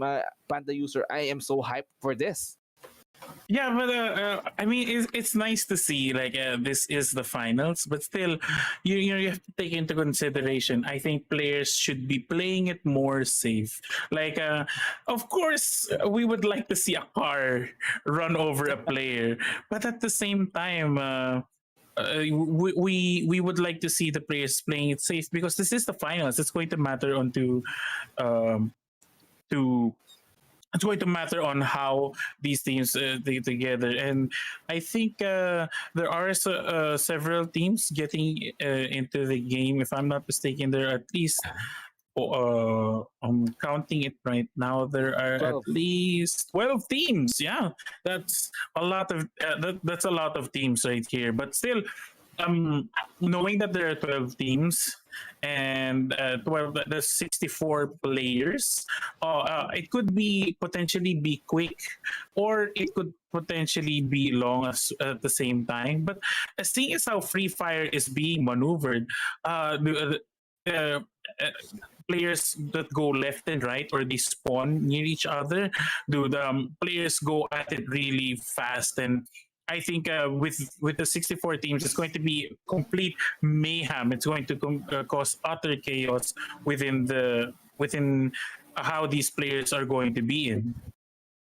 I mean, yeah, but I think we have the teams that are that are going to participate here on our finals, because we got 6 teams from the first round, we got 6 teams on the previous round, and now let's just break them all down. So on the list Mhm. we've got Sangrietos, and then Lousy, White Rascals, Blood Spirit Gaming, X Team, and then Rungad. But of course, the second game was really crazy. It starts with Mhm. Aurora X PBM. So that is 3 members from Aurora, but they managed to mix them up with other teams from PBM. That's why maybe that's Aurora X PBM for you. Gasrook, Rungad City, Slemex underscore ID, Rocketeers, and Sate Ayam. I don't know if I pronounced that right, but there are your teams that will participate in the finals. Yeah, and that's really good to see. Like most of these teams, if they can, you know, um, outgun each other, outbuild each other, and at the same time are more clever than the other. It's going to be a very nice thing to see. Especially in this type of game mode battle royale, because it's really unique. It's really fun, and it's all up to the players on how things are going to go for them. But yeah, if you're wondering, ladies and gentlemen, I think we're just setting up the room right now before we get into it. And I'm really excited to see how well how well these players also gather the resources, and how they at least save it. But at the same time, if you kill another squad, then that means you can also resupply from them at the same time. Yeah, but you need to be fast, since you can't like loot into the open. That you might kill a squad on front of you, but you might be aware you don't have to let your guard down, since it's a battle royale. There might be other teams in your vicinity on your back that might probably hit you and cause your team to be eliminated as early as 10 minutes. So you have to be more careful when going into looting other people's items when they die, because that might cost your life. So be smart, be careful, and stay safe from the opposing teams. Yeah, but because there's so many things to consider. Like if you spawn in, or if you're flying into the zone and you see another team, oh dude, that's going to be a clash, like almost immediately. Like I have to take this team down almost immediately, get a gun, and run and gun at them right away, because that's all it's going to fall down to. Yeah, fall down to indeed. But I think the players are, I think, so excited here right now. They managed to, get those momentums from those first 2 games. But now, how will they battle it all out, since these players, they don't see each other yet. But as I comparing to what we've seen earlier in our previous stages, Mm-hmm. consists of 7 or 8 teams. Now we're going to see 12. So 6 players from each groups that we've get earlier. Now Mm-hmm. this is going to be more and more crazy, since there are lots of teams involved, lots of players in the battlefield. Yeah. How many is that? Like 12 times 4, 48. Oh, Yeah, sorry, 48 players. Sorry.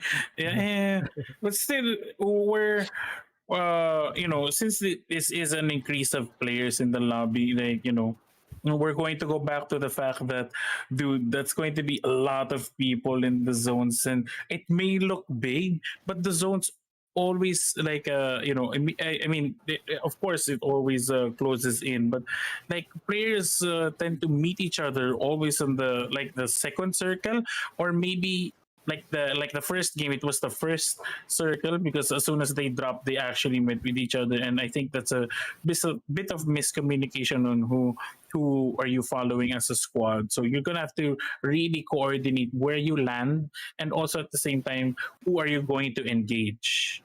Yeah, you need to be more careful in terms of picking off potential teams here, because you don't want to engage with teams that are well prepared, or maybe Mm-hmm.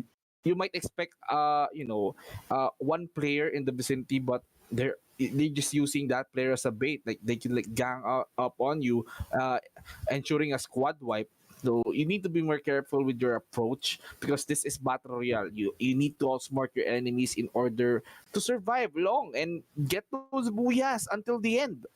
Yeah, dude, because you're going to want that last booyah, and also it's going to matter onto how much points you're going to get, because of course when you get the last booyah, that's going to lead to so many points. You can't say much about it, but still, if you really want to add to that last booyah, of course you're going to have to get kills, like against the last squad. Yeah, potentially you could get points for that, but if you can manage to kill like two squads per se, I mean, in almost every game, and you also get the last booyah, I think that's going to land you a big deficit, a big lead, and the others are just going to be, you know, it's up to them to like work even harder to catch up on the scores. Yeah, catch up on those scores, since placement points and kills do matter in this game, since you have to consider not only your placement points, but you have to consider the how many kills can you get in this game. Probably you might get to be the second placer in this game, but if you have a lot of kills, if you rake in kills, then probably that can boost you up into the rankings and maybe securing the overall overall booyah in this game. Oh man, this is so good. Yeah, that is very true. Like, you're just waiting for these teams to get into the lobbies. It's going to be a clash of so many players onto so many different personalities, as well as to see like how the gunplay is met, like what guns do they use. But still, it always comes down to like an assault rifle for the range, and then it's a shotgun for close combat, because the one, if you can't use a grenade properly, or you can't lead the wall, the dome is going to save you.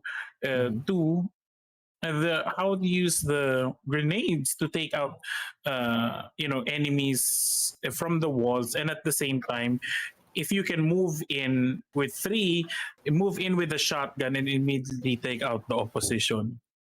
Yeah, you need to take out all the positions. That is probably, you need to take care of yourself, and you need to take care of your squad. It's much better if all of the squads survive until the end, but if you're the only one standing, then you might as well be the literally the only last man standing, not only for your team, but of course on the entire battlefield. You have to do anything just to clutch it. You should do anything just to get all those booyahs, because this game is very very serious, because I'm seeing lots of players, lots of teams, especially like Aurora and the rest of the other teams, like, oh man, they don't play for Oh fun. yeah, yeah. They play for They seriousness. they took it seriously. Yeah. Like we've noticed it, and Aurora, like with the last booyah, and they've gotten so many kills in this in the last game. Oh, they were in it to stay. But one team also to note, that Orungkad City, they were the third, as you've seen from that last game. They also were very serious, but it was just unfortunate that they got taken out by Aurora at the same time.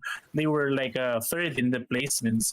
Well, meanwhile, we can also talk about game number one, seeing seeing in the list here,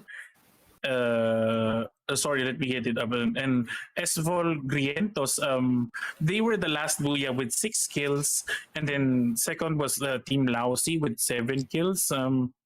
Yeah, I think the top 3 teams, White Rascals, they made it to like the third, but I think they were playing it a bit safe, and but at the same time, they were taken out by 2 squads at the same time. I guess they were a bit overwhelmed by by the first game of group number 1, and group number 2, man, they just showed more aggressiveness into this because like 18 kills in total from 10 kills from one team and then 8 kills from another. That's insane. Those are the serious types we've seen. I mean, those are those teams that are very, very more aggressive. These teams just rake at all kills. I mean, I just wanted to see how this game goes since they're very serious at all. Just like I've said earlier, as you mentioned, as you break down the groups, Aurora PBM managed to kill 10, so that is a lot. Yeah, that city.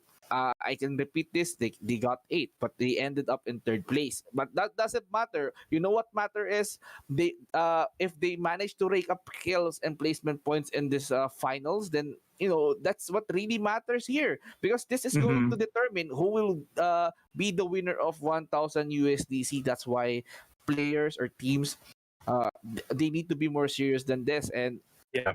That's why probably we're going to see a lot of action from the lower teams like Galosiamis, Racketeers, Rungad, X-Team to get more serious than this. They might be saving energy. One of the important thing is, okay, let's just qualify for the finals, and then once the final hits, then let's just show off who we are or what our team can do in this tournament. So that's a good way to like save up energy. But let's see how will they do it. Yeah, that's true. Like, also we can talk about like the finals, the teams here.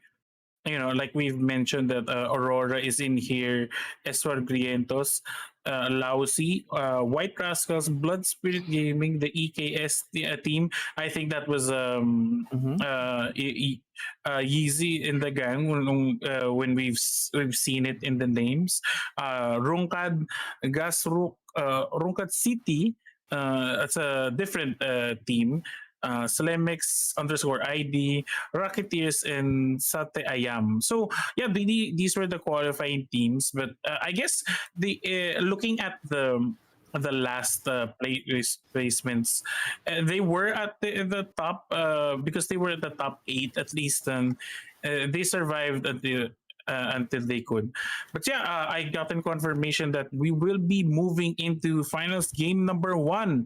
Dude, I'm very excited for this. Are you excited for this, Vince? I am. I can't wait to see this team just battle it all out in the battlefield. So I think we're going to go back into the Bermuda map to like show how it's done here, because we have 12 teams aside from the usual 7 that we've seen earlier on. So this might get messy. So teams, you need to avoid any like direct confrontation early with the other team, since you don't want to be eliminated as early as like after drop off. So you just need to prolong your life, stop for the mid and late game, and then when the circle is closed in, then probably eliminate any potential threat that's in front of you. So what's the most difficult part here is that when the circle is like really, really small, probably how many players will be remaining? Like 2, 3, 4 teams can be possibly fighting out all out on that small circle. Then it's going to be really, really confusing. That's why you need to be prepared. You need to stack on glue walls, med kits, those big domes, and etc. Just to stay up as long as you can. Yeah, that's true. Like, I have to agree with you there. And yeah, we are getting into the game. I think teams have opted to at least stray away from each other, if I'm not mistaken, because true, you really want to avoid confrontations early on in the game, because you want to be gathering your items, you want to be gathering your meds, and at the same time gathering the ordinances. Yeah, you need to gather all and everything, just like Reggie did into that med kit. He needs those in order to survive. KMD on our screen. These players are, are very, very disciplined. They just make it. They just made their way into top three on our game number two. But unfortunately, it's just Aurora that invades them into the compound or the building that they're hiding, and the pressure from Aurora, you can't deny them. But as I'm talking about them, then here you go. Aurora is on our screen together with one player of PBM. That's why their team name is Aurora X PBM, no doubt. Yeah, I like this idea, this stun or whatever that name is. But man, Aurora is, we need to watch out for this team. That's true because uh, if they can pull off the momentum they've shown in the last game, then I'd say they're a team to beat right now. Meanwhile, the other teams are still spread across the map and nothing much is going on right now. I'd say it's always going to be a fresh start and a very stable start because there's nothing much going on. There's not much engagements. It's basically just farming mode. Yeah, just farming every loots that is available in the open. That's why they're safe. I mean, no engagement at all, and that's why these teams, they need to save up for the long run. No circle yet, so we don't know where the circle will favor them. But why is we only have 25 teams players alive here, so are we going to see some intense action? But movement from CS here, they're trying to at least look every nook and crannies of this vicinity. They're making sure of it, and at the same time, they've looted themselves some good gears. Okay, I think in 40 seconds we will know, or we will find out what the game mode. I mean, how will the players dictate themselves onto the coming match? And that's a very nice zip line going across the map as well. I think the next zone will really dictate onto how well the players, tackle it. If they're going to be aggressive or they're going to be passive. Yeah, I think we're seeing right now is that these teams they're very passive right now, since they don't have any targets yet. That's why they're just playing it smoothly. They're just wasting energy just to ensure that the loots will be favorable to them. But as we can see on our screen, Lee Navy and the rest of his guys are trying to get into a better position. So Pochinok is their target area to loot in. Probably maybe a good position for them to camp, because Pochinok is one of the crowded areas in terms of buildings. Oh yeah, that's definitely true. Looks like some teams are actually already inside the zone. Looks like other teams are trying to move inside. And if I'm not mistaken, there was a certain team that actually ziplined on the way inside. And I think we're going to find out. Some shots has been. Oh, okay. No, there wasn't really a clash. I think it was just a misfire. Looks like teams are still, moving on in, and they're going to position themselves somewhere. Oh, as I say it, it looks like there were clashes happening, and looks like Team CS is already down, and looks like it's going to be the last member by Team CS. Very unfortunate series of events that have happened to them, and I think here in the next 20 seconds, we're going to find out who is going to be setting the pace for the later parts in the game. I mean, I'm seeing a lot of it was Aurora. We're seeing a lot of Team CS here on the map. Every team that we've seen on the screen, like there's a CS gamer tag. So one of those teams, they have one knockdown, one remaining member of CS left. But I'm seeing this team flanking in and moving in as a unit right now, and avoiding any potential threat at all, since good position. Pochinok is the way to go, and the circle is just around the corner, so they could possibly or probably. Pochinok is my city. Pochino City, yeah, you don't have to claim this. You're gonna get this. Yeah, but seeing as how things are, looks like I think it's safe to say that there is a clash happening right now. Looks like they've been spotted inside the building, and you do not want to be shooting your allies at the same time.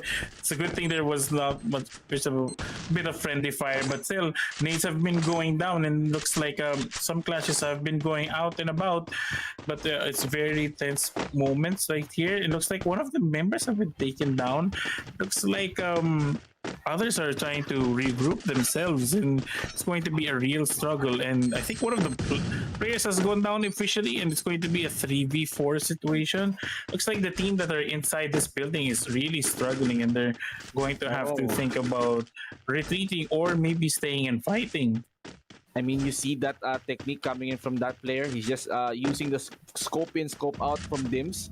I mean, that's the meta from if you're playing Free Fire. That's the common thing you do. Like, it's like a free aim. It just automatically aims it automatically aims to your target. That's like scoping in and out. That's why it's a very, very effective move. That's why at first I was really curious about, okay, why are these guys just zooming in and out with the crosshair, just doing some quick scope? Oh, that's why they wanted to make sure that the aim just follow the enemy that they see on sight. So an effective gameplay by Free Fire. I don't know if other players are just utilizing it. So Nang just threw in some grenades. So yeah.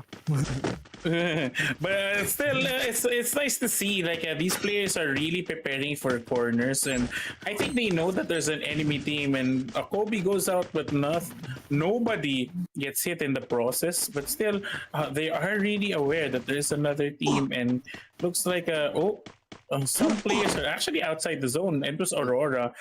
Aurora were the first team. Right now, they were the ones who got the first kills, and I think Aurora is really setting their pace. That they're making a statement that we're in this game to win immediately. They need to win this, but they're camping. I mean, they're just expecting that the zone will somehow favor their area. I mean, they have a good position at all, since they can really access the stairs just in case, or maybe jump towards the window going out. But it's not really hurting them at all, since the zone here is not really going to hurt them. But KMD, okay, so that's why they're hiding. The KMD is just hunting them non-stop in this mansion. Yeah, it's true, because they are having a bit of a struggle onto where their position right now. It looks like it's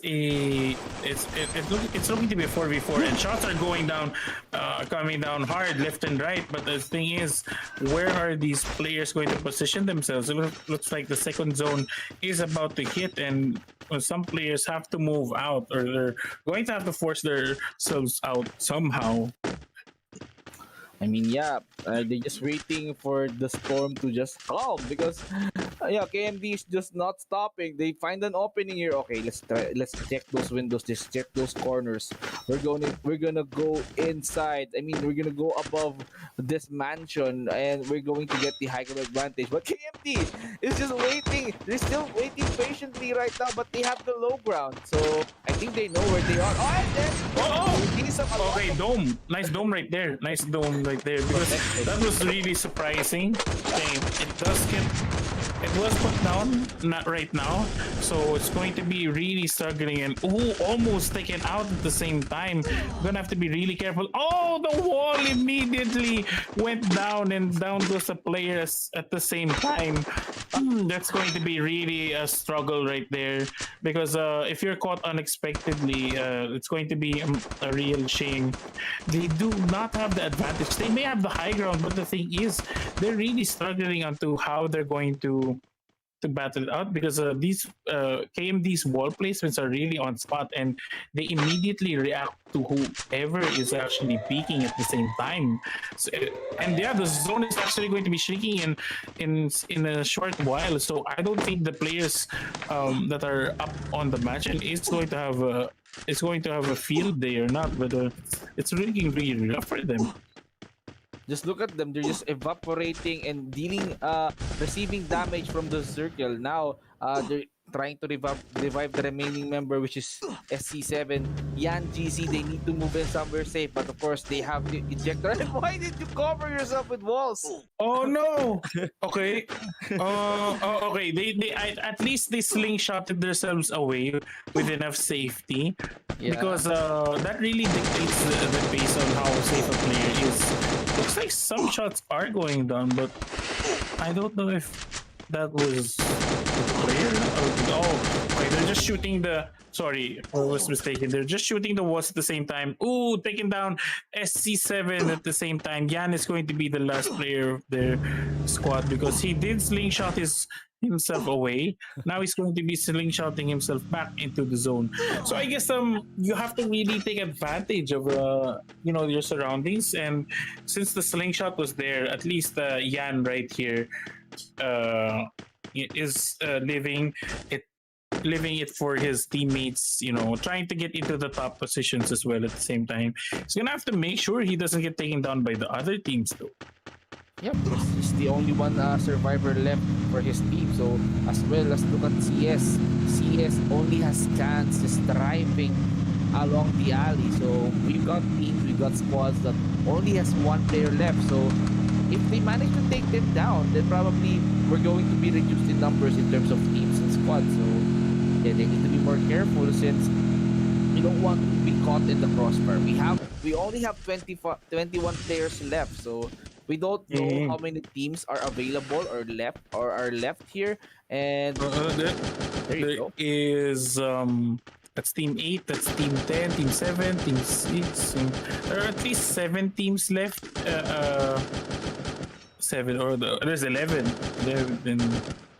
Yeah, there are 11 teams left because I think others are just solo players at this point, and it's going to be really hard to, it's going to be real tough for other players to get into this because there are too much players. There's going to be too much chaos in the field. And looks like, as I say, chaos. Looks like 2 teams from this team is actually getting taken down, and others are also being whittled down as well at the same time. But the thing is, the zone is not on their side. It's going to be 3 seconds left. It's going to be 10 seconds left until that safe zone shrinks, and it's going to deal a massive amount of damage. You're gonna have to be really careful where they position themselves. They need to consider their position since I'm seeing a lot of these players that is outside the open field. Now, you have to rely on those blue walls if you want to survive. You have to rely on those domes in order to withstand the damage coming in from the nades. But, okay, so I'm seeing some players here just summoning some loot crates that can help them up their arsenal. But somehow, I think they're attempting to go push in that loot crate that fell out of the sky.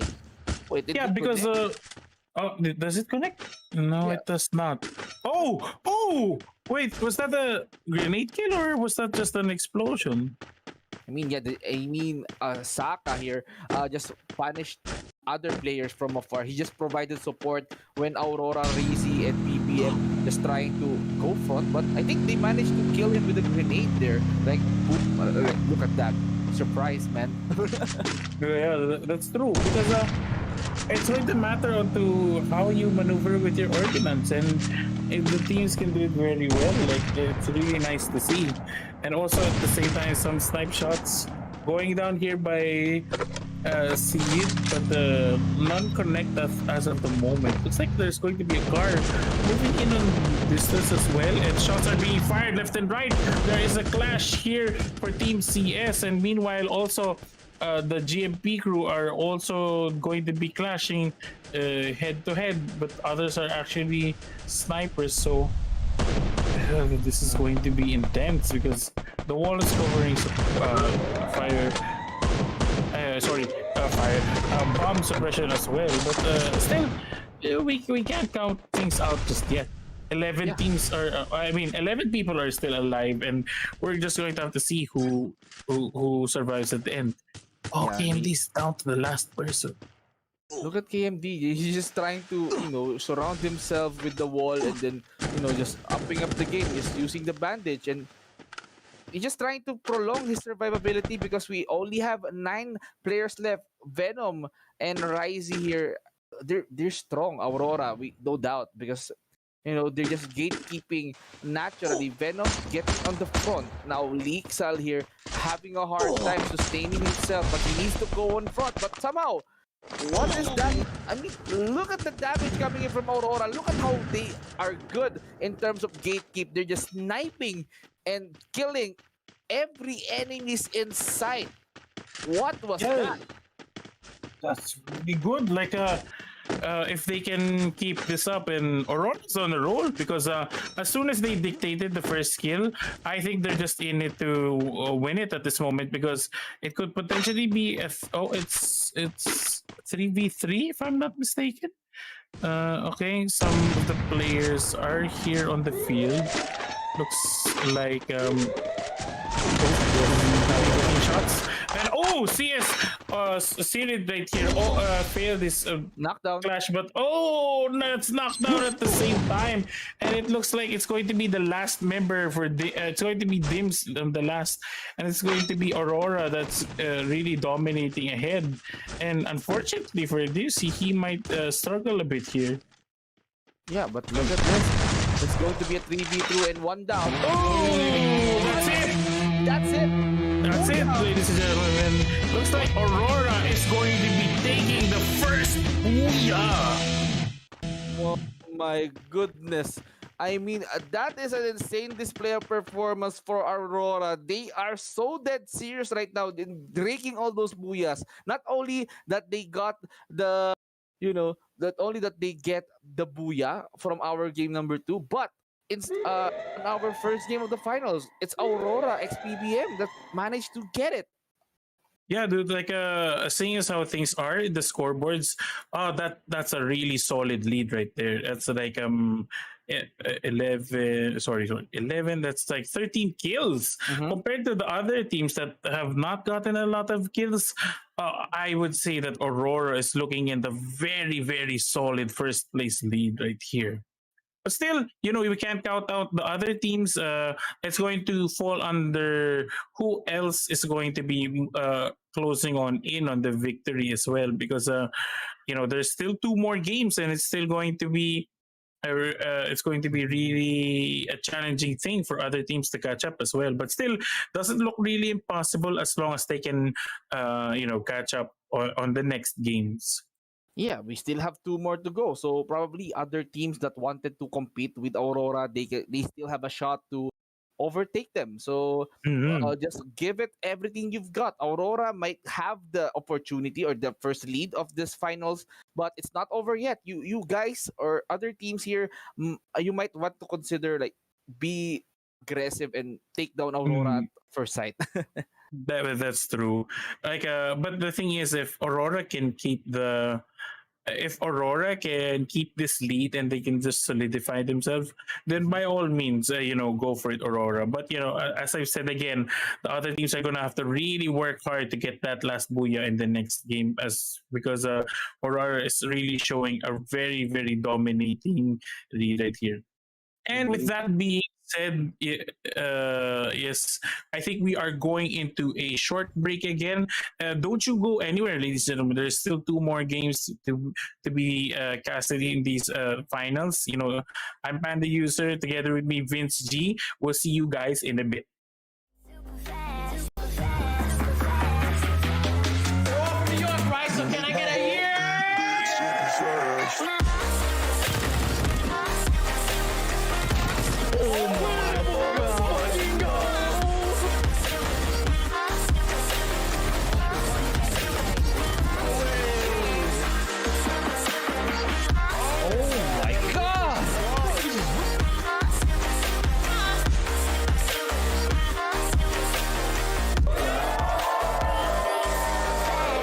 launching support for a new stablecoin called USD Coin. We call it a stablecoin because one USD coin can reliably and stably be exchanged for exactly $1 US. A stablecoin is a cryptocurrency that is created for the purpose of having a stable value.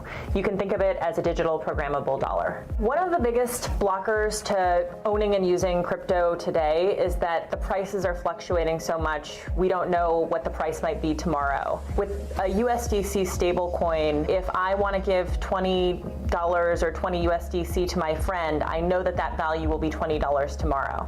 So the benefits of a stablecoin is that it merges the benefits of the dollar, which is the current global reserve currency, with the benefits of the blockchain, which means 24/7 access, fast transfers, programmability, and the ability to send both macro and micro payments.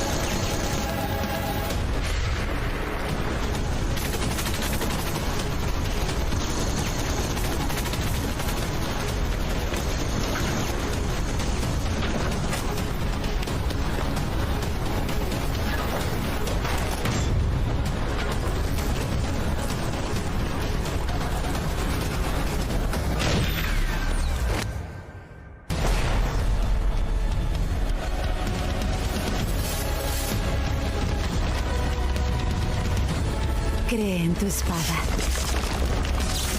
Cree en tu brazo. Úsalos para proteger a tus seres amados.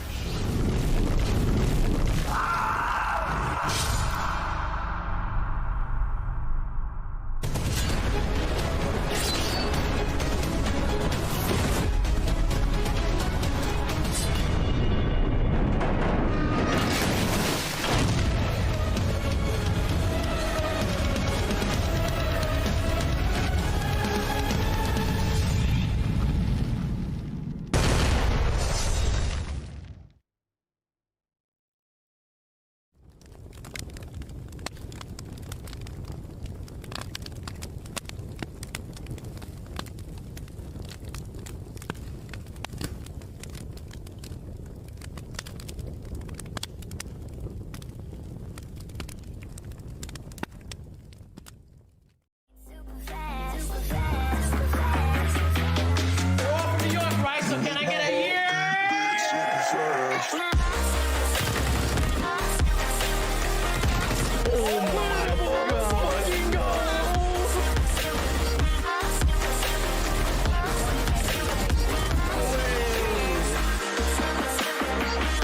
Oh my god!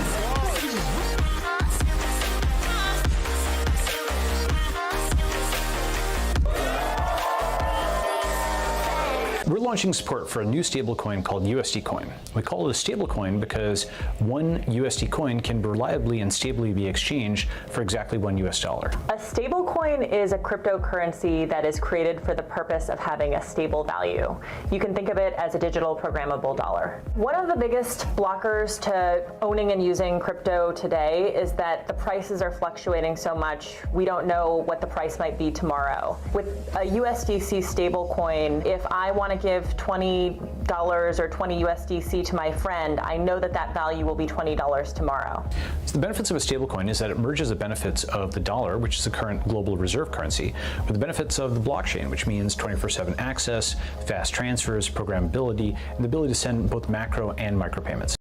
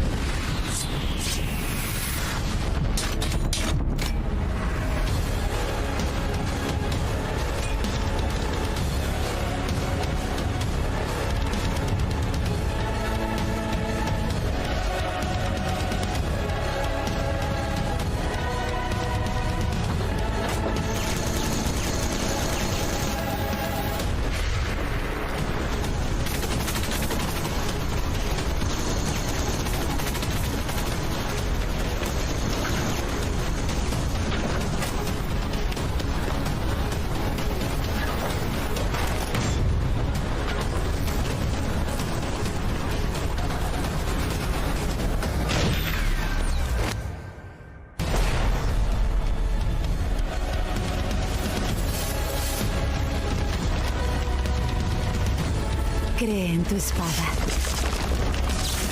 Cree en tu brazo. Úsalos para proteger a tus seres amados.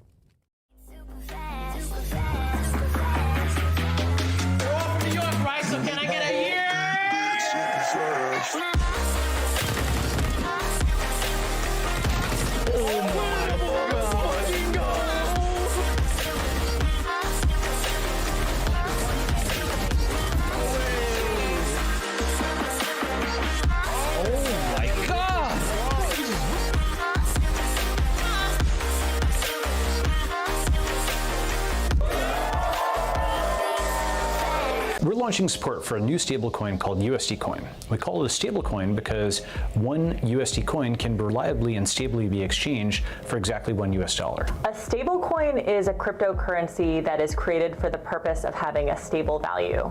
You can think of it as a digital programmable dollar. One of the biggest blockers to owning and using crypto today is that the prices are fluctuating so much, we don't know what the price might be tomorrow. With a USDC stablecoin, if I want to give $20 or 20 USDC to my friend, I know that that value will be $20 tomorrow. So the benefits of a stablecoin is that it merges the benefits of the dollar, which is the current global reserve currency, with the benefits of the blockchain, which means 24/7 access, fast transfers, programmability, and the ability to send both macro and micro payments.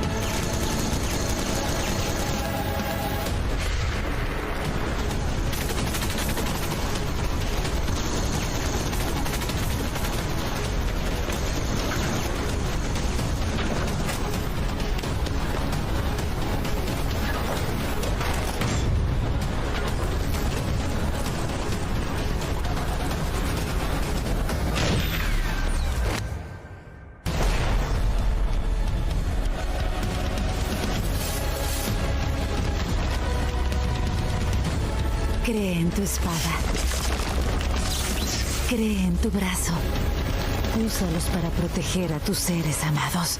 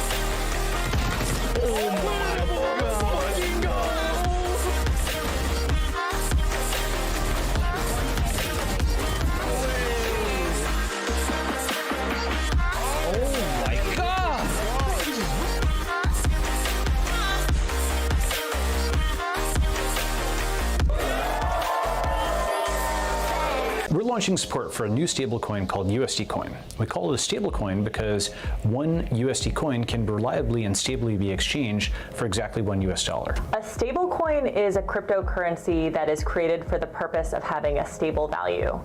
You can think of it as a digital programmable dollar. One of the biggest blockers to owning and using crypto today is that the prices are fluctuating so much, we don't know what the price might be tomorrow. With a USDC stablecoin, if I want to give $20 or 20 USDC to my friend, I know that that value will be $20 tomorrow. So the benefits of a stablecoin is that it merges the benefits of the dollar, which is the current global reserve currency, with the benefits of the blockchain, which means 24/7 access, fast transfers, programmability, and the ability to send both macro and micro payments.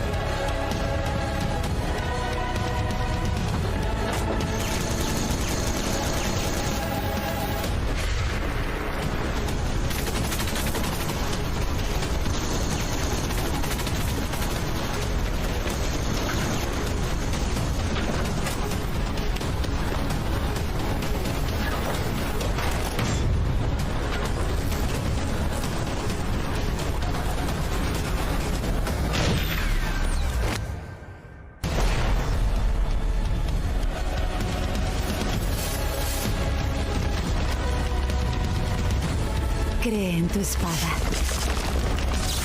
Cree en tu brazo. Úsalos para proteger a tus seres amados.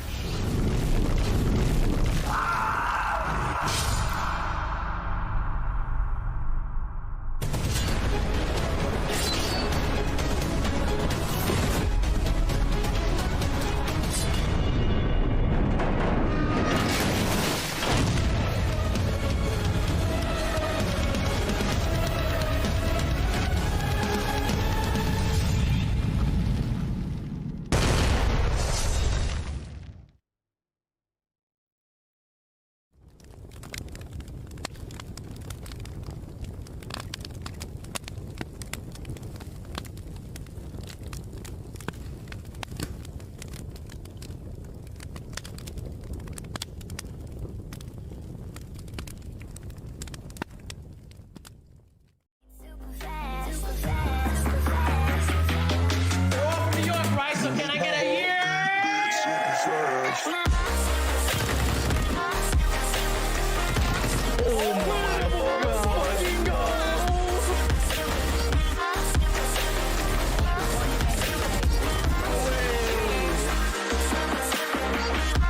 Oh my god!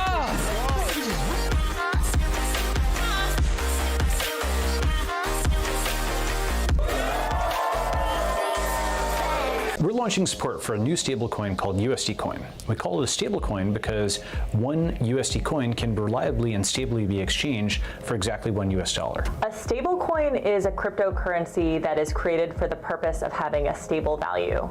You can think of it as a digital programmable dollar. One of the biggest blockers to owning and using crypto today is that the prices are fluctuating so much, we don't know what the price might be tomorrow. With a USDC stablecoin, if I want to give $20 or 20 USDC to my friend, I know that that value will be $20 tomorrow. So the benefits of a stablecoin is that it merges the benefits of the dollar, which is the current global reserve currency, with the benefits of the blockchain, which means 24/7 access, fast transfers, programmability, and the ability to send both macro and micro payments.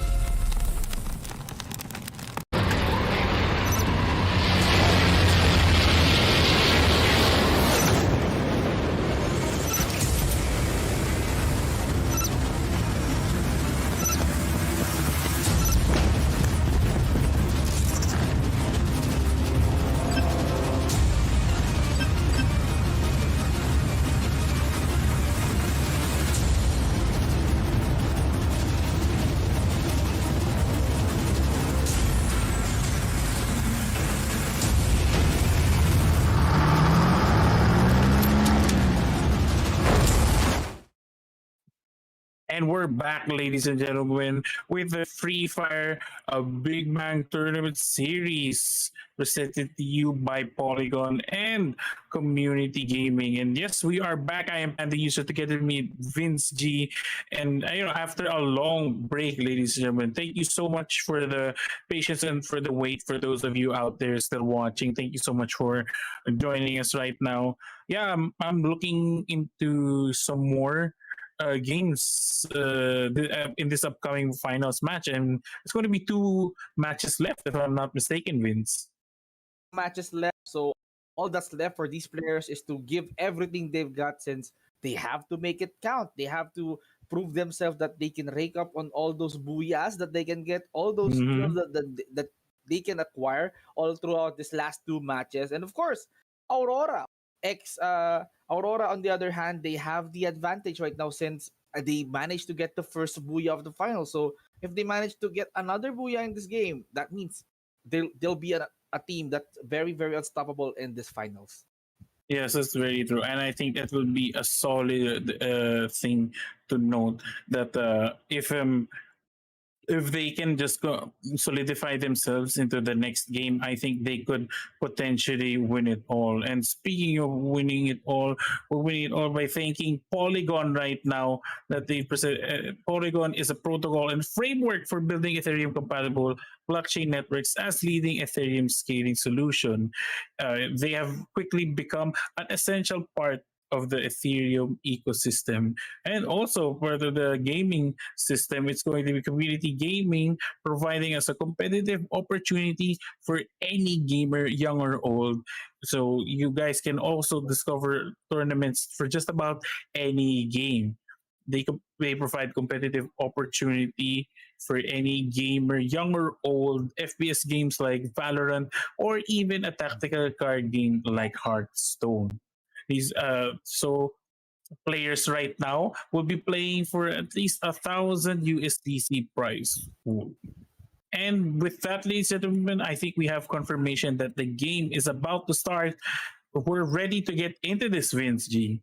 Yes, and I am so hyped up right now to see how will our finals game number two will all go all throughout this game. Will it be Aurora that gets the booyah, or will it be other teams that they have every motivation that they can get? Because you don't who doesn't want that price pool that you mentioned earlier, USDC, a total of 1,000 USDC. I mean, that is a lot of prize pool that these Mhm. guys are raring to go and fight it all out. So, Panda user, if the game is on the way, let's see and maybe check out the map or for any possible. Okay, so we're playing in Kalahari. Yes, yes, and this map looks a bit smaller than it seems, but still, players, if they are really aggressive, they might fall into with another squad. But I think they are gunning in for it for the really rare zones right here. I think they're going to gun for the loots inside the zone because they potentially might get some game changing here. And Aurora is immediately going into this zone because I think they really want to stay ahead in this competition because they're really in a solid lead, if I do say so myself. Yeah, I mean, now it's different. If earlier we've seen these guys dominate the Bermuda map, so we're different. Mhm. We're playing in a different map. This is Kalahari, and this map is kind of like a deserted one. So you Mhm. have a lot of open areas. You have maybe it's going to be interesting if these guys just battle it all out, just contest on the high ground, since there's a lot of high ground, especially in the oil depot. If they manage to take control of that oil tower, then probably they have the advantage. But I'm seeing a lot of I'm seeing a lot of teams and players just like that being are taking advantage of the low ground, since it's really hard to spot your enemies once they're just below you. I mean, the floor is gonna hide your vision, and then it's going to be just a game of cat and mouse. It's going to be hard for them to chase their targets since it's highs and Yeah. lows. Yes, that's. I think that is one thing to take note of. I mean, so looking at the terrain, if the players can just maneuver well, I think it will all depend on where the safe zone will be at, because in a minute, people will really have to adapt to the situation, and uh, we're looking at some of these key things. So there are people that it looks like there's 19 alive at this moment, because apparently I think some of the players had problems connecting. So there's a one-man squad right now, and there's a duo. But yeah, unfortunately, it is what it is, and we still have to continue on with the game. Looks like that's one of the rare equipments that we've seen. But the Aurora right now, they've opted not to take. Not to take the equipment. But yeah, I guess looking as how far they've come into the game, even with that, not even with that rare equipment, they don't really need it, because they've been performing phenomenally even without very rare equipment in the progress of the game. Yeah, I mean Aurora all throughout this tournament, starting from the group stages, man, they're a beast. I mean, Yeah. how can you stop these guys? Since starting from the group stages, yes, they just pulled out the trigger, managed to get Kuya, and then first game of the finals, then it's Auroras that dominated the entire map. So if they manage to like play around with the Kalahari map, then probably they still have the advantage, and they might get the second booyah of this finals. But seeing other teams, probably they're just trying to scout and rotate for any Mm-hmm. possible loots and good loots at all. But what I've observed about the Kalahari map is always like 80% the circle just spawns like near the refinery area, since it has a lot of high grounds, like that crane over there. And Yeah. look at that, a lot of container vans that you can hide. Kalahari is a great map of choice if you wanted to play stealthy and aggressive at the same time. That's a good thing to note in this map then. But if players can immediately realize that they can be stealthy and also at the same time be very aggressive, then that's all the more good for the teams. I mean, for the players themselves. Still, it is a farming game right now. Players are still gunning for equipment, and by the looks of these things, not anytime soon will they be engaging each other, because this is a 19-man room, because it's lacking a bit much. It's lacking much of the player base right now, because I think some have had connection problems. A very unfortunate series of the event, but the show must go on. But seeing as how things are going to progress, players just have to solidify their positions onto where they will be traversing, and also where they will be pursuing their targets. Yeah, indeed. They need to like solidify their area, and then of course holding on into that lead, holding on into that area, holding on into that point. You can like plan or maybe watch your enemies come close into the circle. If you're near the circle, you can like, Yeah. gatekeep like some of the teams are doing, because right now the circle is still huge, so they have time to run towards the circle. No one is gonna pressure you, but you have to be careful if you see other players just running towards the circle right above you. I don't know, wait, I don't know if that guy on the top is has his teammates down there, but I think that's KMD is just controlling this pyramid right over here. I mean, yeah, seeing as how things are going, I think they're just going to wait for either the next zone, because seeing as how things are, they're going to have to at least gatekeep other players. Meanwhile, this is our solo player right now from Team CS.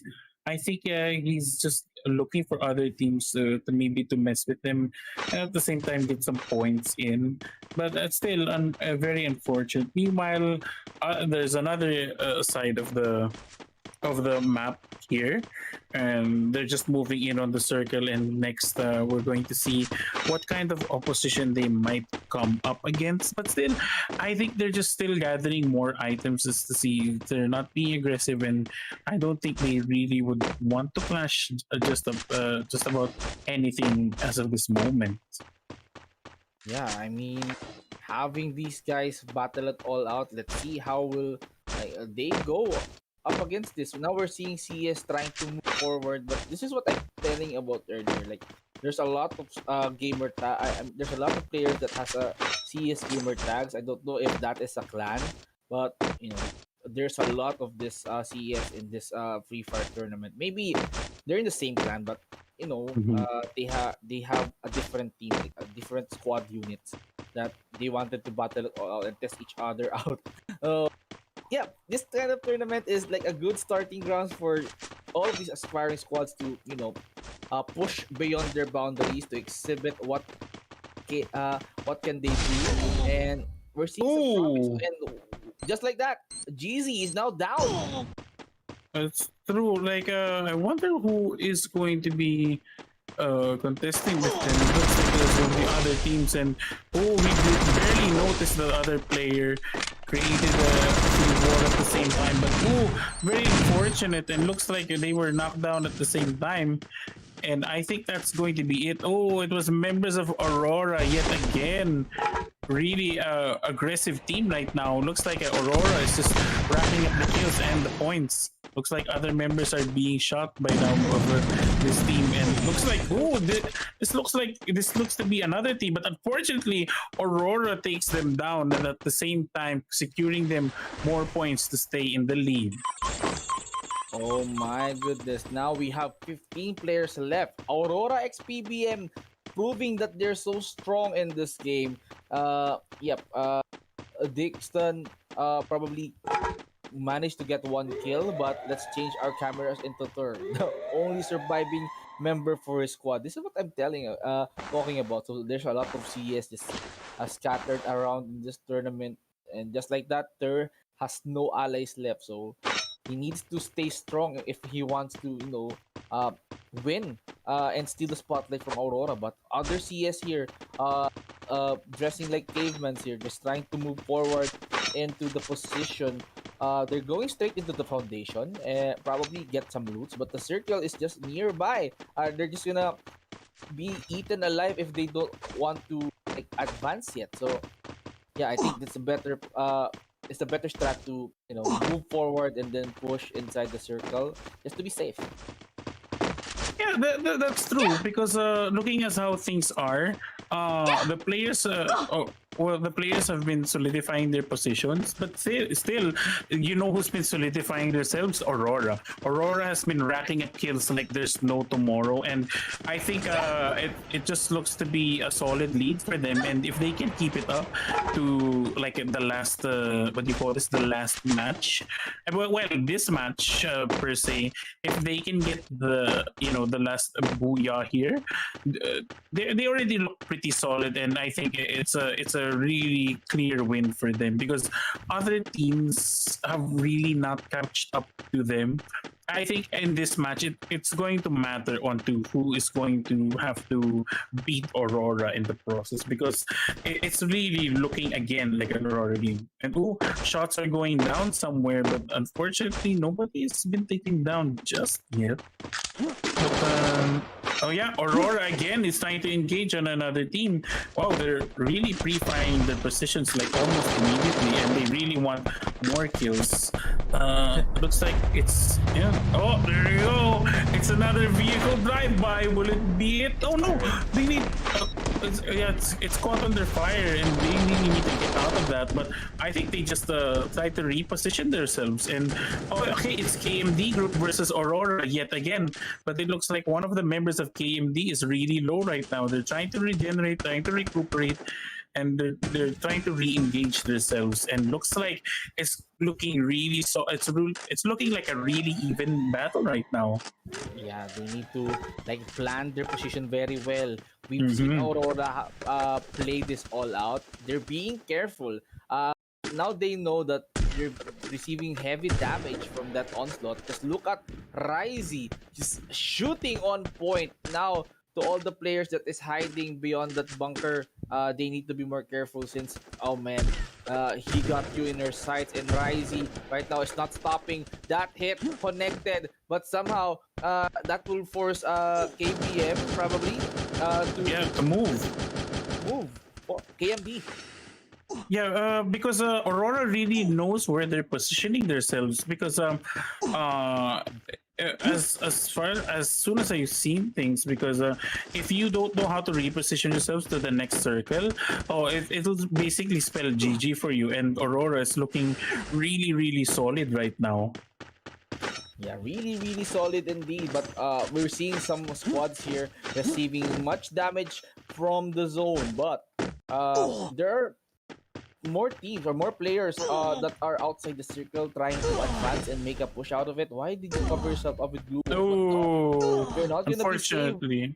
by that glue wall. You just have to spam it all out before you die. You just have to solidify all your defenses. Now Aurora looking good inside the circle. They have control of the position. Now they're rotating. Look at them. They're just advancing into that small circle. So if they manage to conquer that area, that probably that may cost them the next booyah, the second booyah of the final, or maybe third booyah of the entire night. And we're seeing PBM throwing some nades over there. They wanted to go in a raid, and there you go. One down, probably an elimination. Aurora looking so strong. Look at that from behind. Yeah, that is true. Because Aurora really want to solidify themselves, and it's really looking like their game. Meanwhile, the solo player right now is encountering second TOCS right here. Still, some shots going down, and PBM, one of the members of Aurora gets taken down. Looks like three members are left. And, nice shots right there. Quick scopes by Ryzy right here. Really looking solid with those shots. But yeah, he's gonna have to be careful himself. He knocked someone down, but also in the process he gets knocked down himself. He's gonna have to be really careful in how he's going to be so he has to stay safe for his teammates as well, because he's really popping off with that sniper. Looks like other members of Aurora moving into that safety zone. Looks like that dome has been pumped and other walls have been made. Looks like Ryzy is still being targeted here, even despite the fact that other members have flanked left and right. It's looking really, really crazy right now for both of these teams. I mean, look at Aurora. Even though they got Ryzy knocked down, they don't even care. They wanted to close in the distance. But Gantz, on the other hand, just providing support from afar. Now they need to find Gantz here if they wanted to win and solidify their next booyah of this game. Venom trying to push forward, trying to hold on to that shotgun. And there you go! Bang! Bang! And booyah for their second time! Oh my goodness! Aurora x PBM just did it again, Panda. Yeah, dude, really insane. And like I've said, since Aurora has, racking up them kills. Oh, dude, look at that. It's 12. It's 12 kills. And, and that's for sure solidifying them so much in the lead that I think other teams, and if other teams can't, come back from this, dude, actually, since it is the final game on to the next match, I think it's going to be really tough for other teams to try to catch up to them. I mean, I'm lost for words here, Panda. Just look at how Aurora is just dominating this finals. Yes, they have two members down. One is eliminated, one is down, but two members on the side of Aurora, they decided to go all out. Okay, so let's be aggressive. We only have one target left. So the sniper coming in from that team, they didn't even hesitate at all because he's on a panic. Okay, I tried to run, but there you go, the shotgun in the face, shotgun in the back, and that's solidify their second booyah of this finals. Panda, it was so intense, so amazing. Wow. Yeah. That's true. And with that, I think we are going to go into a 5-minute break. But don't you go anywhere, ladies and gentlemen. This is going to be the final match in this Free Fire tournament. So, if you guys enjoy this, watch those, ladies and gentlemen, please stay tuned, and we'll see you in a bit. We're all from New York, right? So can I get a year?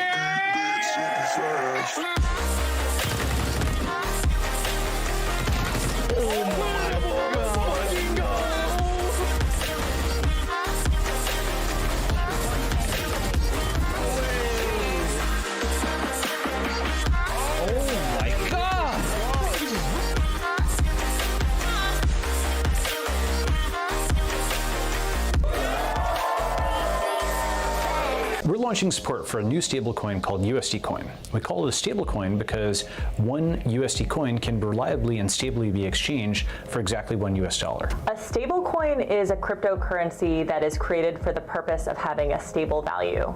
You can think of it as a digital programmable dollar. One of the biggest blockers to owning and using crypto today is that the prices are fluctuating so much, we don't know what the price might be tomorrow. With a USDC stablecoin, if I want to give $20 or 20 USDC to my friend, I know that that value will be $20 tomorrow.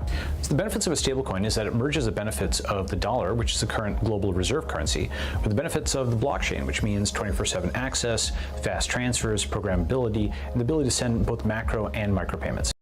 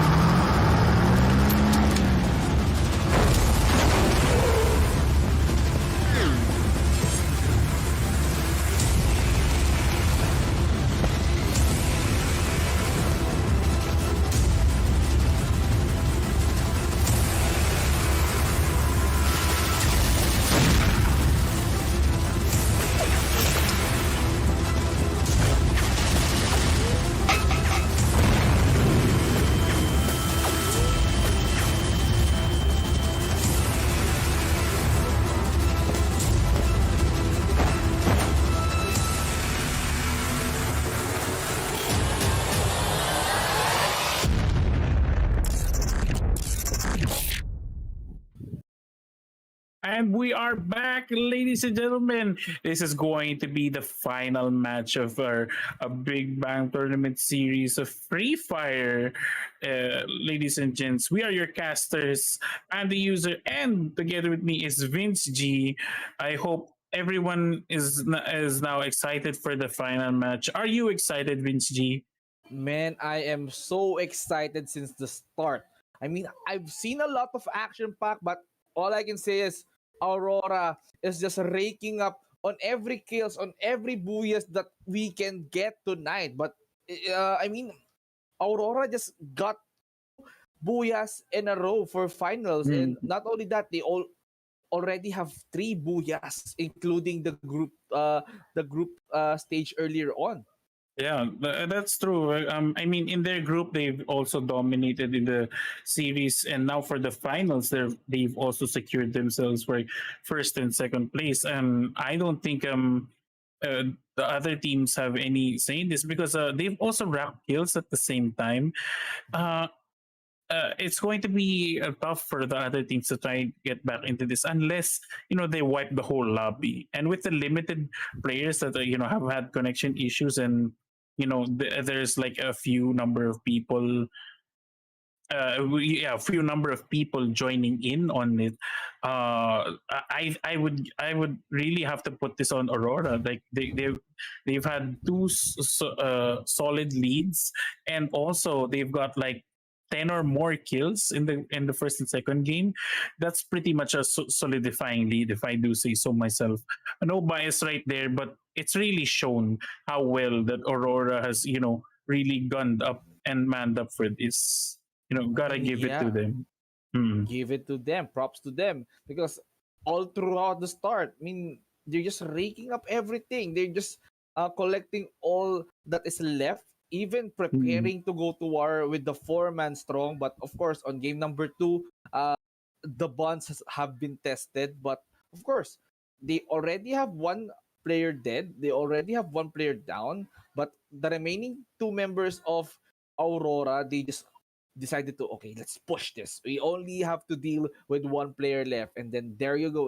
The shotgun magic worked on their favor, securing the second booyah of the night. And what a game! Of course, game number three, probably this will be a different story. I don't know if we're going to go back into the Bermuda map or maybe play it out on the Purgatory map, Mm. but let's see because oh man, I can't get enough of this action, Panda. Yeah, that's so true. Like, if the action can be kept up, and that would be really swell to note. And with this action also, and we'd also like to thank Polygon as a major sponsor for this tournament. The Big Bang series is presented by them, a protocol and framework for building Ethereum compatible blockchains networks. As the leading Ethereum scaling solution, Polygon has quickly become an essential part of the Ethereum ecosystem. And also, thank you so much for Community Gaming for arranging these tournaments right now. And they provide the competitive opportunity for any gamer, young or old, to discover tournaments for just about any game. When we say any game, the competitive opportunity for them, for FPS games like Valorant, tactical games like Hearthstone, and and we've seen it right here. There's Call of Duty and Free Fire, ladies and gentlemen. These players are also battling it out for 1,000 USDC in a prize pool.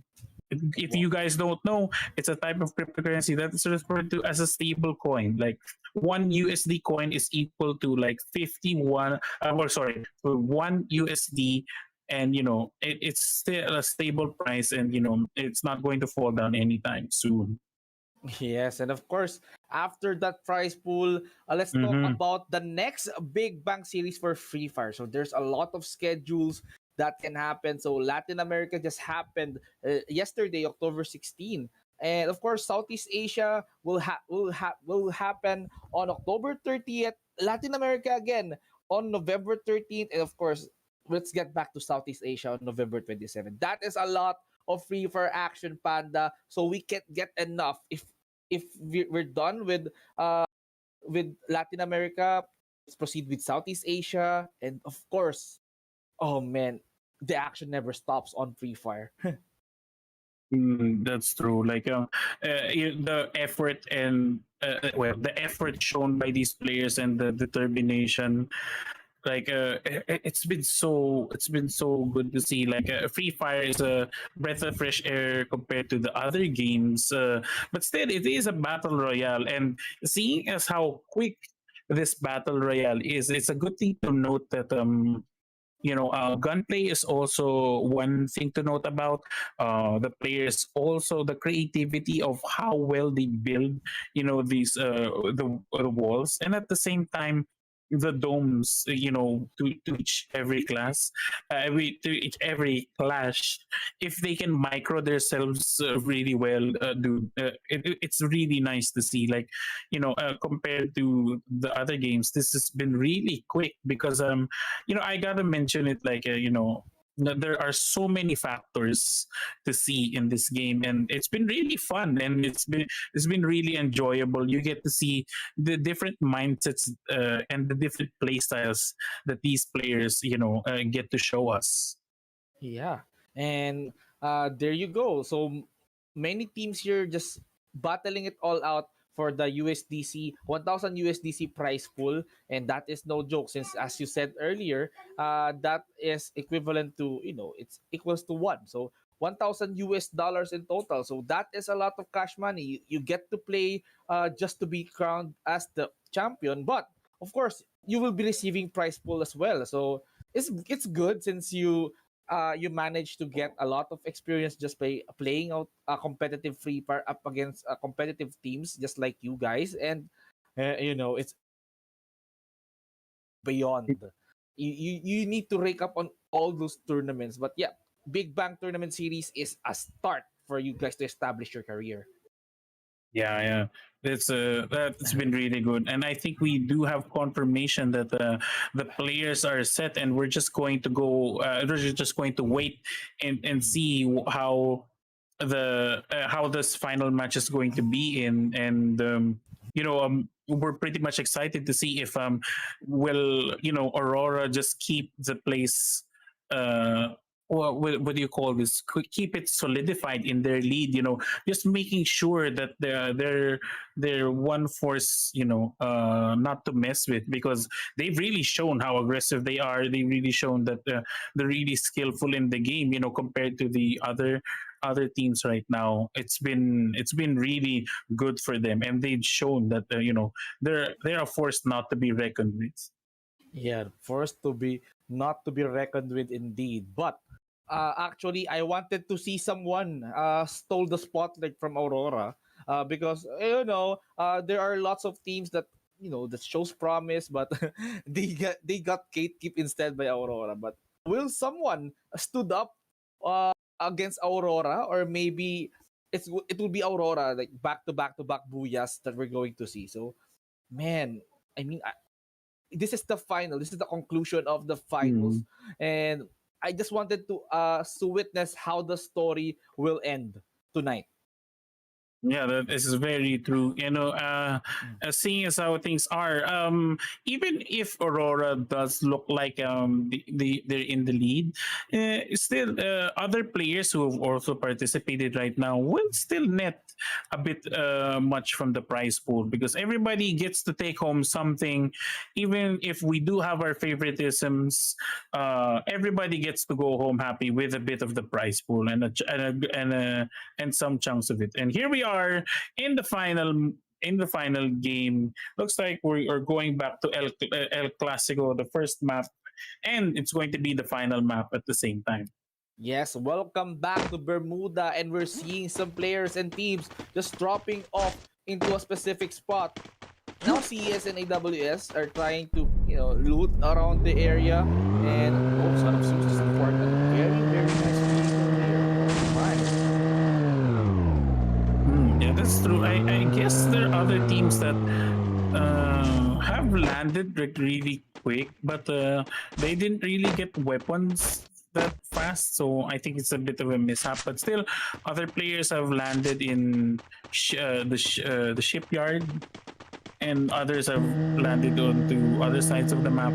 Meanwhile, others are still going to be switching places because I think they're going to be looting again, and this is really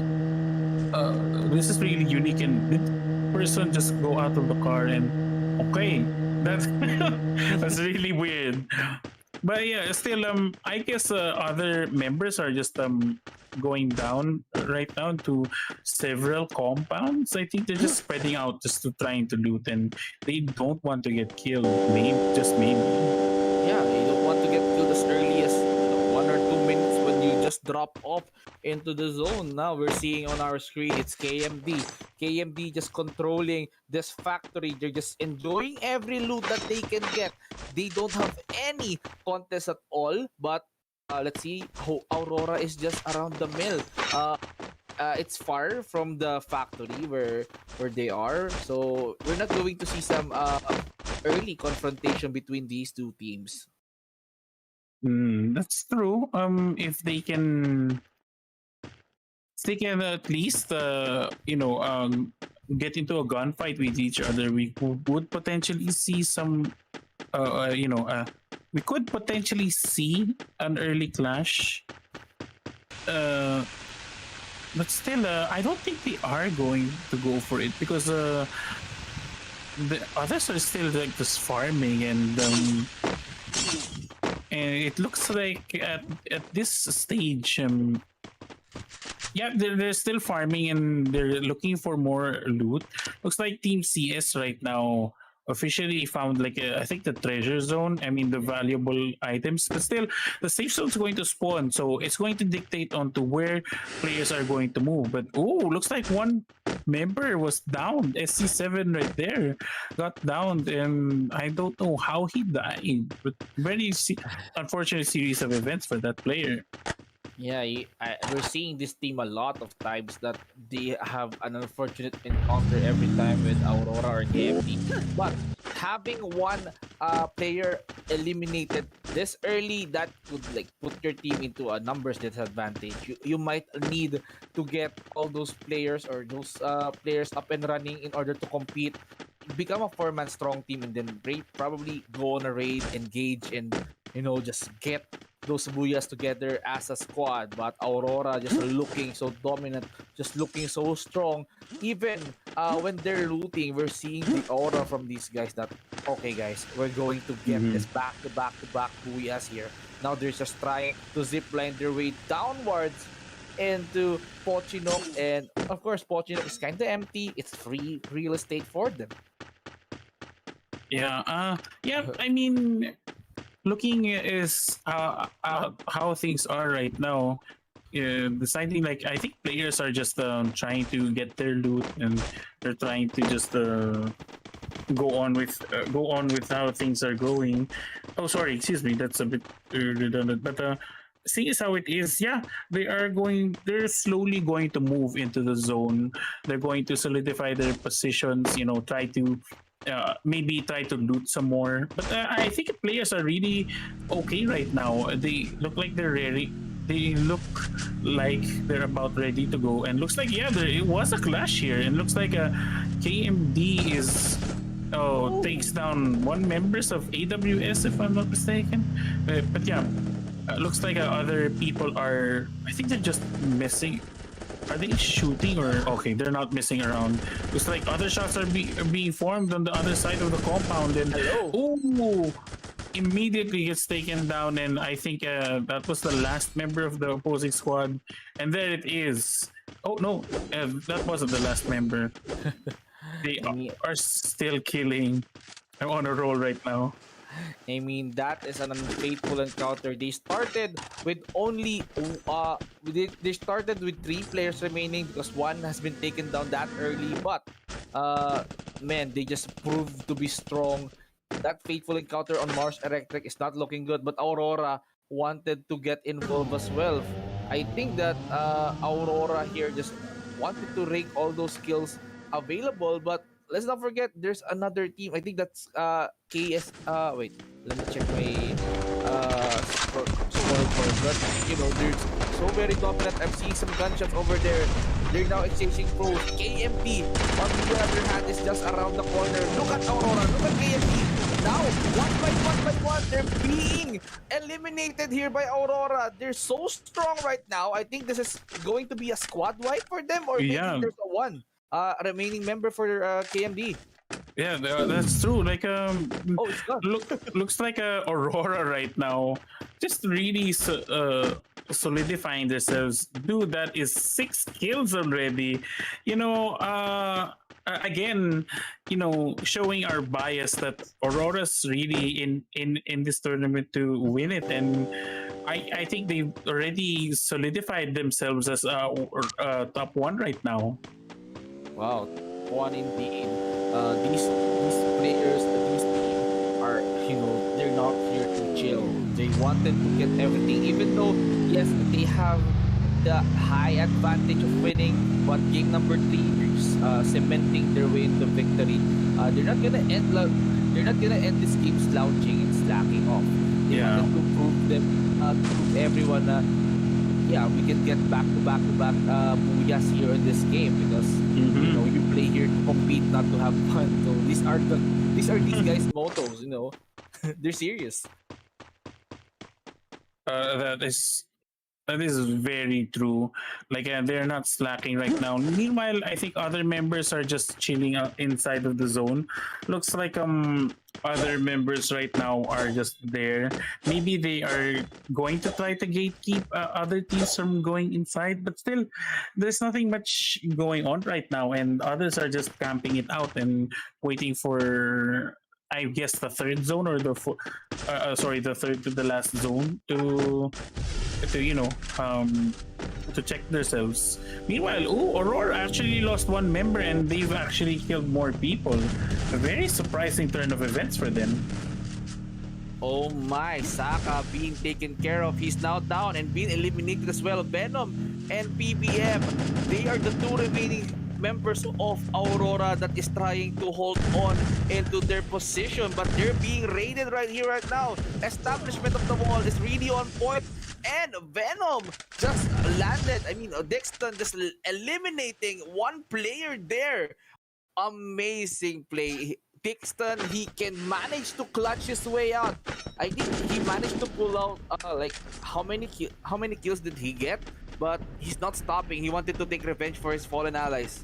Yeah, that's true. But still sad to see that looks like the team Aurora right now is gone, even left with one member. But still, they've gotten a good chunk of points, and I don't think we can count them out just yet. Yeah. They could still potentially get into this game without even realizing it. But still, if they can at least get top 3 or top 4, I think they have a really good chance of winning this tournament. Yeah, he can manage to pull off a clutch since all he has to do, the remaining player of Aurora, PBM, is that, he just needs to clutch those 11 players that is remaining in the battlefield, because, I mean, he needs to deal with 10 more players, and those players might have been each other out, and just like that, after just low on HP, Dixon wanted to play this out. I am gonna die trying here. I'm gonna run for my life. I need some good position. Now I'm on the high ground. I need to be careful about my position, or I need to look out for any potential target. But there you go, the melee targets. He's just coming in close with that SMGs, not showing mercy to Dixon, and he will fall into the window, but he's hanged. Yeah, well, very unfortunate. Looks like Team Aurora right there is officially out of this game because I think looks like Team MX is at least with 3 kills right now. But the thing is, will it be enough to try to get back into this? Because as we could see from the leaderboards, I think they were a bit low on points, and I don't know if they have enough points to at least try to come back into this. Looks like we do have 3 squads, one full team, one team that is down by one member, and one solo player that is left. And we are moving into the third zone right now. Yeah, the third zone, the circle, they need to run towards it. So if these 3 squads manage to cross each other's paths, and especially those one player remaining, oh man, it will be a really, really hard time for him to clutch this. But to of these players have a close and faithful encounter inside this building on Pochinok. Now they're establishing some walls outside and inside this compound. Look at that walking grass being punished by that SMG dual field, ladies and gentlemen. The wall is looking by the defense, but Arsen is just making his enemies kneel before him. And just like that, the squad just eliminating, I think, three members. Yeah, 3 members. That was the squad I mentioned. But still, yeah, like 3 squad right now. Looks like it's just Nals who's going to be by himself, and he's going to be potentially up against one full squad. Well, technically one full squad because it is a 3v1, and that's still going to be dangerous for him. Yeah, I think he needs to watch out for possible enemy movements, or else, I mean, with the manpower that that squad has, they can like watch Nal from all corners. Like you don't let this guy rotate around your back, then probably shoot and assassinate you from behind. No, having 4 members of the squad, that means you can enable your teamwork on like, okay, no one's going to sleep. Let's watch each other's back. But Niles is just doing everything that he can just to prolong his survivability. I mean, he's outside the circle, but the circle is not shrinking yet since we only have like 38 seconds left before he moves in. Once he crossed that road or that field, probably he will be exposed and oh man, you don't want that to happen. Look at that, the high ground positioning from these guys. They don't want to show no mercy to Niles. Yeah, I think it's going to be really tough for our solo player right here because seeing as how things could progress, if he gets caught out in the open, I think he just needs to find a really tight corner where he could potentially out micro or out macro his opponents, because that's what he needs. He needs to at least separate them from certain places. He could potentially win this if he knew how how to work his way around the map. But right now, zone is shrinking, and it's up to CS Nals right here to try to win it or clutch this for himself. But still, I think it's going to be a rough thing to pull off. I mean, it's a rough thing, but at least he can try because he has the opportunity. I don't think that Niles will let that opportunity slip away, snatching that Booyah into the 4 remaining members. Now, Niles just need to be careful. He's just riding the motorcycle like an Akira right here, right now. But of course, look at that. They're just guarding the compound, waiting for Niles to show himself off, and then the firing squad is ready. Of course, why me? Why you? Why we've seen you? And of course, that force on that walls as well. Here comes the team. They want to eliminate Niles as early as now, and he's trying his best just to hold on. It's very chaotic here. No one understands who is who. And there you go. It's Booyah for them since they find the impostor.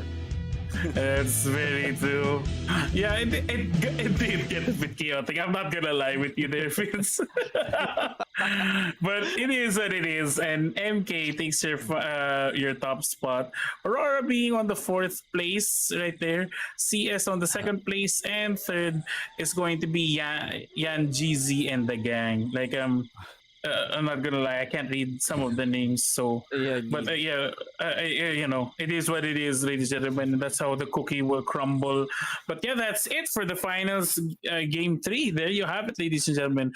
I guess maybe we will find out the scores being tallied in a bit. We'll find that out later. And seeing as how things have progressed,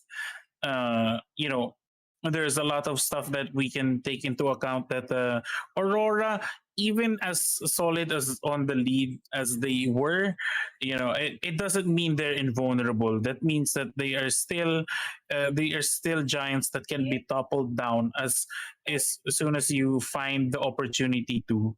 But yeah, I guess that's how That's how the cookie will crumble. And I think we'll just have the scores to be tallied in a while, and potentially, but still, I gotta give it to Aurora. There's really no way to put around this, because they've gotten so much kills. They've gotten so many. They've got 2 Booyah wins. That's really good. That's really good. And Mm. I mean, they're just stopping this tournament right from the start. And now, as I've said, and I was hoping up, it was other teams' time to shine, and that's it. We've seen another teams being dominated, pushing Aurora XPBM down to the fourth place. What an intense free fire action! All I can say is that Battle Royale is not the same as you think, since it's all random. Just like that, we didn't even know that Aurora would make it into the top three, because everything is random. Depending on your position, depending on where you land, depending on where the circle is, then probably you might have to play with all your surroundings in order to survive. And Aurora didn't do that.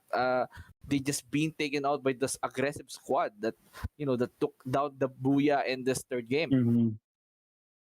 But yeah, and with that being said, I think we will find out about the scores later on into in this series. But still, I think yeah, I think the players themselves will find out the scores. But yeah, that is it. Ladies and gentlemen, I think that about wraps it up. With everything that's been said and done, I think it's been really good. It's been a really good run. Won't you say the least, Vince? Yeah, it was a really good run indeed. I don't know why myself I'm pixelated here, but it is an interesting free fire action here on the Big Bang Tournament series presented by Polygon. Panda user, I really do had a lot of good time seeing these boys play it out in the battlefield. I hope you had a good time too. Oh yeah, definitely. Because with things being said and done, with all some technical difficulties, and at least the players have shown that they can also come out on top, and given with enough time and adaptation, they show that they're in this tournament to win it. But yeah, also for those of you who are joining us right now, I think the tally of results will be over at the C community gaming Discord if you want to find out who's going to be your winner. But yeah, I think other than that, thank you so much again for everyone that's joined us. Thank you for the patience, for the time and effort.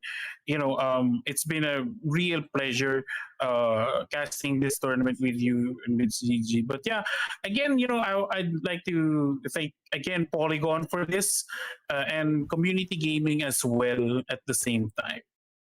Yes, thanks to everyone that tuned in into this awesome tournament. I think it's time for us to, wrap things up, Panda. Mm-hmm. Yeah. With that being said, thank you so much for everybody. Again, can't thank you enough for those of you who've been watching right now. I am Panda User. Together with me is Vince Vince G. Yeah. Thank you so much, ladies and gents. We'll see you again soon. Soon.